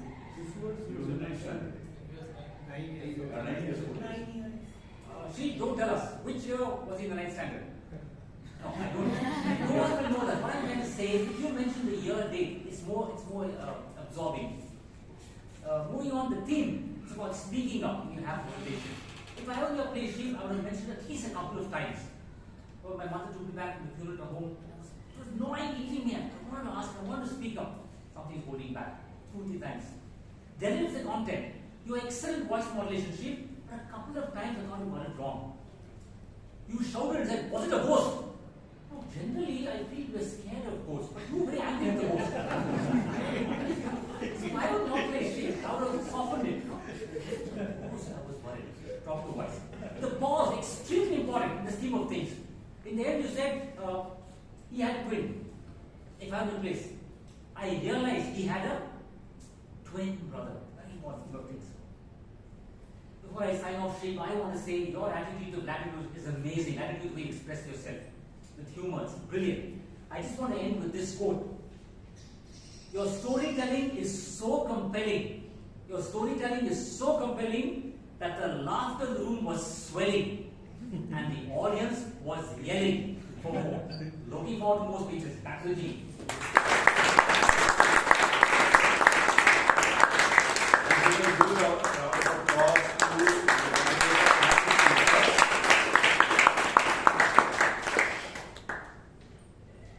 Now, all the evaluators gave very thorough evaluations. Just had feedback which I think if all evaluator 1, 2 and 3 missed out on, which is all 3 speakers at the end of their speech said thank you, which I felt diluted the conclusion statement of what they were trying to say, which could be avoided, which should have ideally been back to the Toastmaster, which I think could have been added. But other than that, I think everyone did a huge round of applause. Please give all the evaluators and all the people a huge round of applause.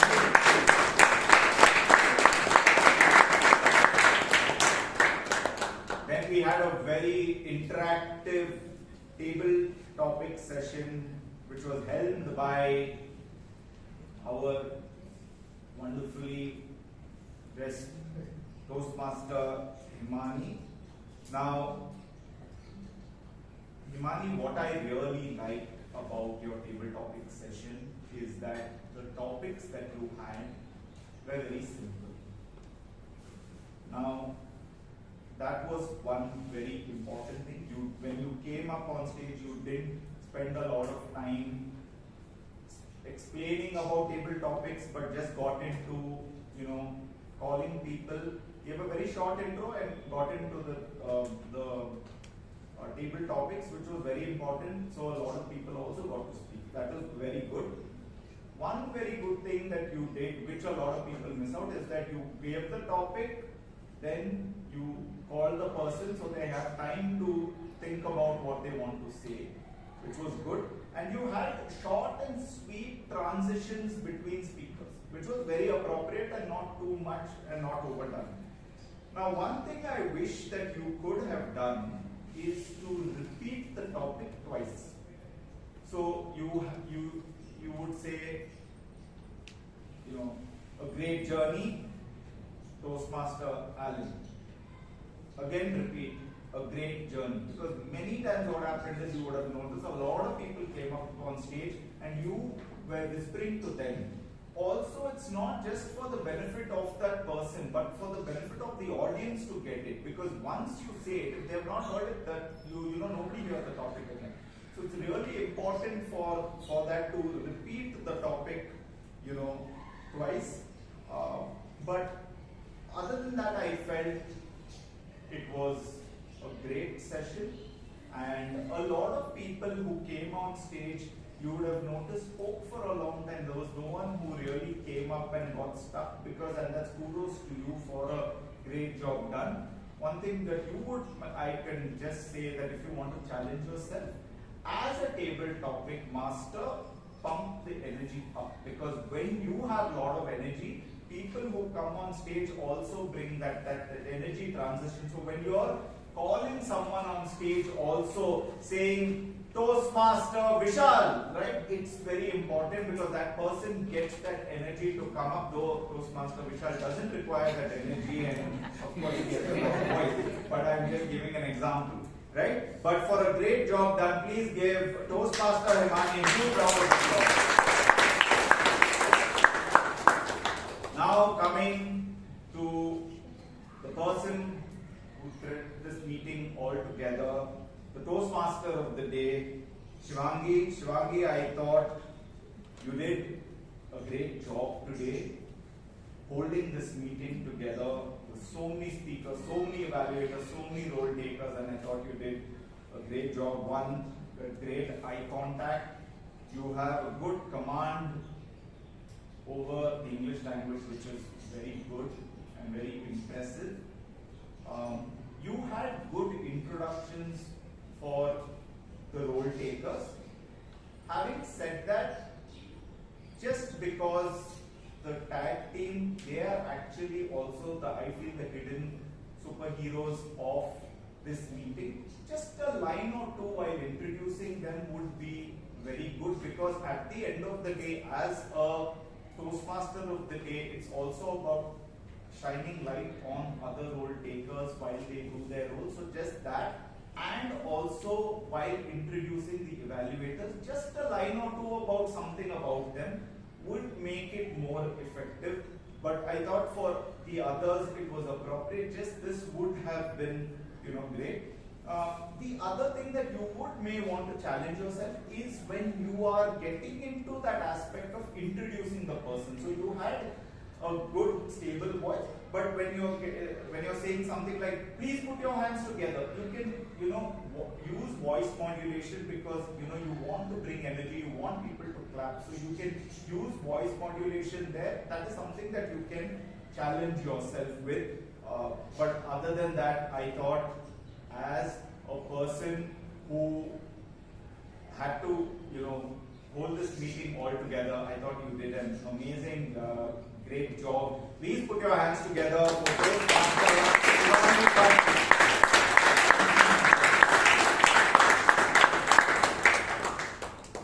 Now moving on to the hidden superheroes of this meeting. You all can smile. It's not so serious, right? May I call on the tag team? I would request all of them to give their reports and restrict it to a minute in the interest of time. The timer is nodding appreciatively next time. Okay, may I call on the timer, Toastmaster Devashish, to give his report. Please give a huge round of applause.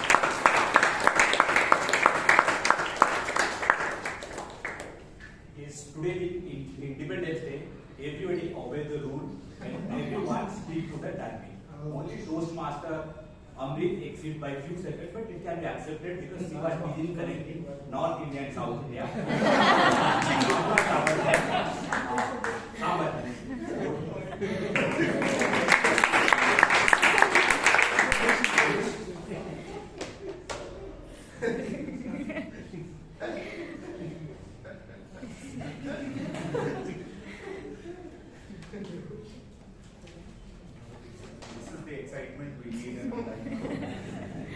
Anyway, now moving on to the R counter, may I call on Toastmaster Alagammai to please come.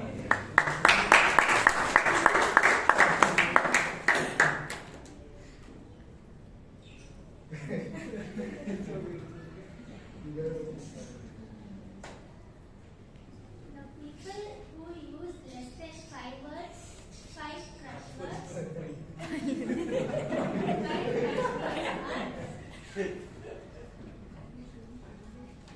Toastmaster Vaidyanathan, Toastmaster Puneeth, Toastmaster Rajendran, Toastmaster Palak, Toastmaster Vijayan, Toastmaster Himani, Toastmaster Vishal, Toastmaster Palak, Toastmaster Vivek, Toastmaster Jain, Toastmasters Amrit, Toastmaster Shreya.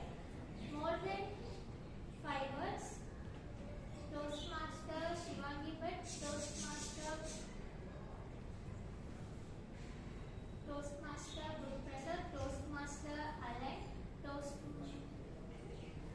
the people who didn't use scratch words are Bhavana S, Toastmaster Chaitra, Toastmaster Sheeb, Kumar, Toastmaster Palak, Toastmaster Sonal, Toastmaster Brian, Toastmaster Rashi, and Toastmaster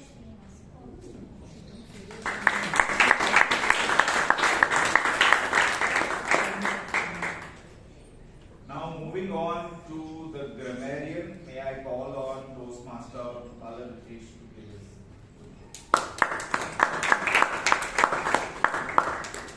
People who use word of the day, there is Toastmaster Sheeb, Toastmaster Murlidharan, Toastmaster Alok, PM Vijayan, and good uses of grammar, philosophical ingenuity, few €100 in my pocket, thousands of worries, no 5G, only Parleji. That was delicious speech. Speech of communication left me with anticipation. Over back to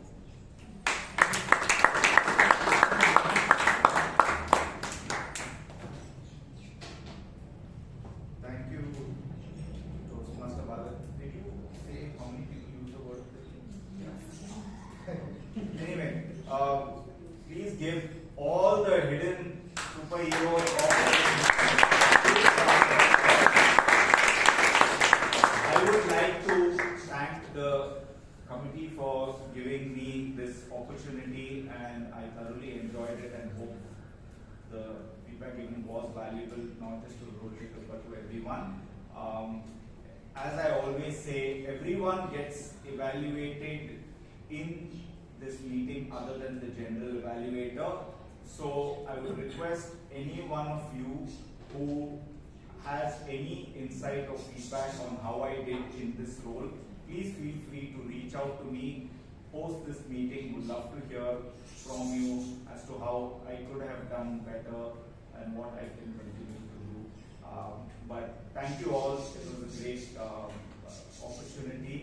And back to the Toastmaster of the day.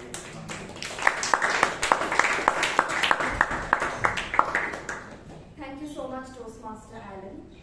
As we come to the end of the meeting, as a salute to our Indian flag, the tricolor, I've come up with my own unique metaphorical connection with the context of today's theme. The journey to true freedom starts within. The color saffron represents courage. In the journey to inner freedom, it is the fire that burns the fear.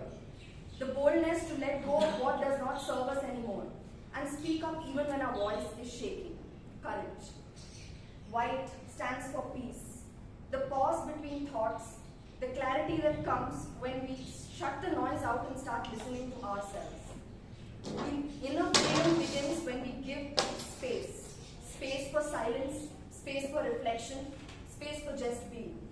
White for peace. Green. Green stands for growth. To evolve, to make mistakes and rise up again. Green. The lushness of curiosity. The wildness of reinvention. And the courage to keep moving one step ahead even when we are just learning how to. And finally, the Ashoka Chakra, the wheel that's continuously in motion, reminding us that freedom is not a fixed point or a fixed moment, it's a flow, it's the very pulse of life, turning through time, through trials, through transformations. Freedom isn't just physical, friends, and that's why there is no one-size-fits-all way to this journey. It's uniquely personal to each one of us, and that's why it starts only by looking inside. As we celebrate Independence Day every year, let us salute India's freedom and make our own. Jai Hind. Jai Hind.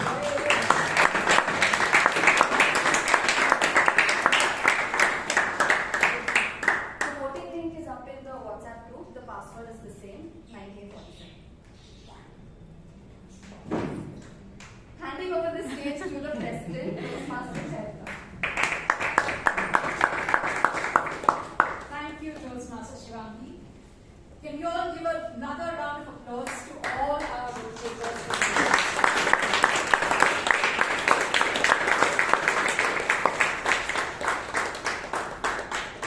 I hope you all had a wonderful time at today's meeting. A huge thank you to everyone who helped set up today's room.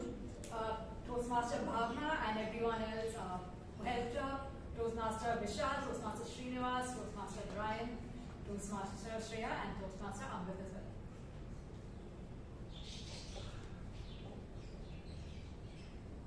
Now for today, we are going to start with the awards, starting with the Best Speaker Awards. So the Best Speaker Award goes to someone who is older than Swiggy and Zomato. Toastmaster Sheeb.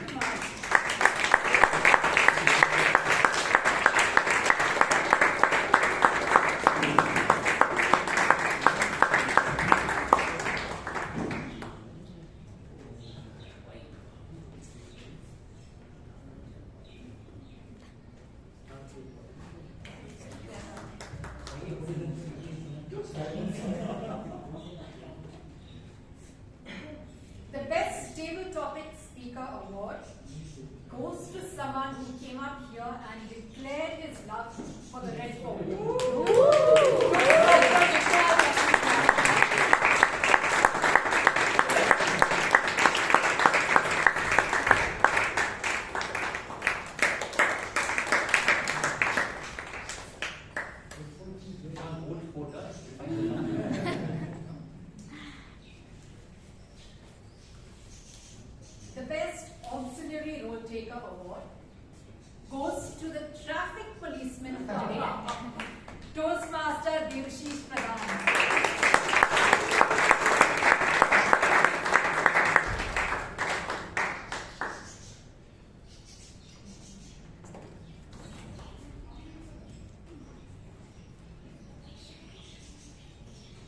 the Best Evaluator Award goes to someone whose evaluation was so compelling that the laughter in the room was swelling. DTM Vijayan.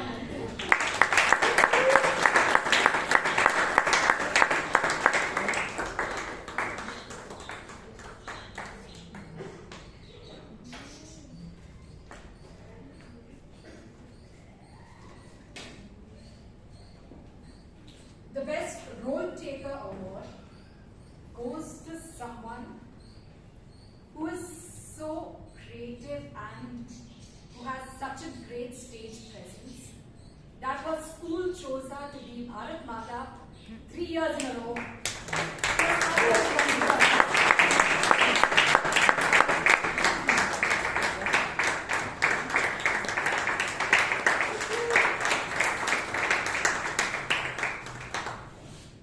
We also had 2 Best Dressed Awards.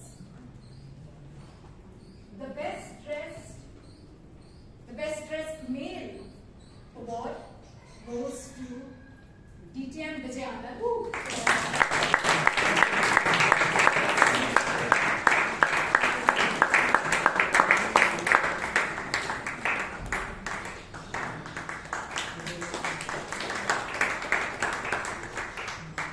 And the Best Dressed Female Award for the day goes to Toastmaster Himani Pandey.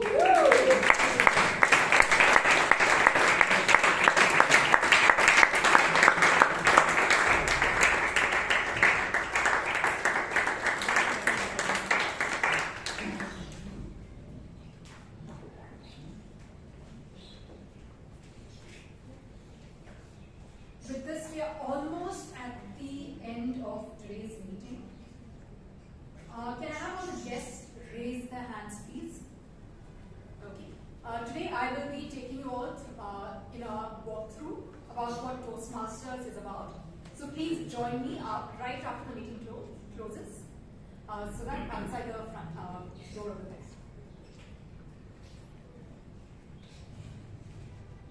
With this, we come to the end of today's meeting. I declare meeting number 1490 closed. Come here to take a picture.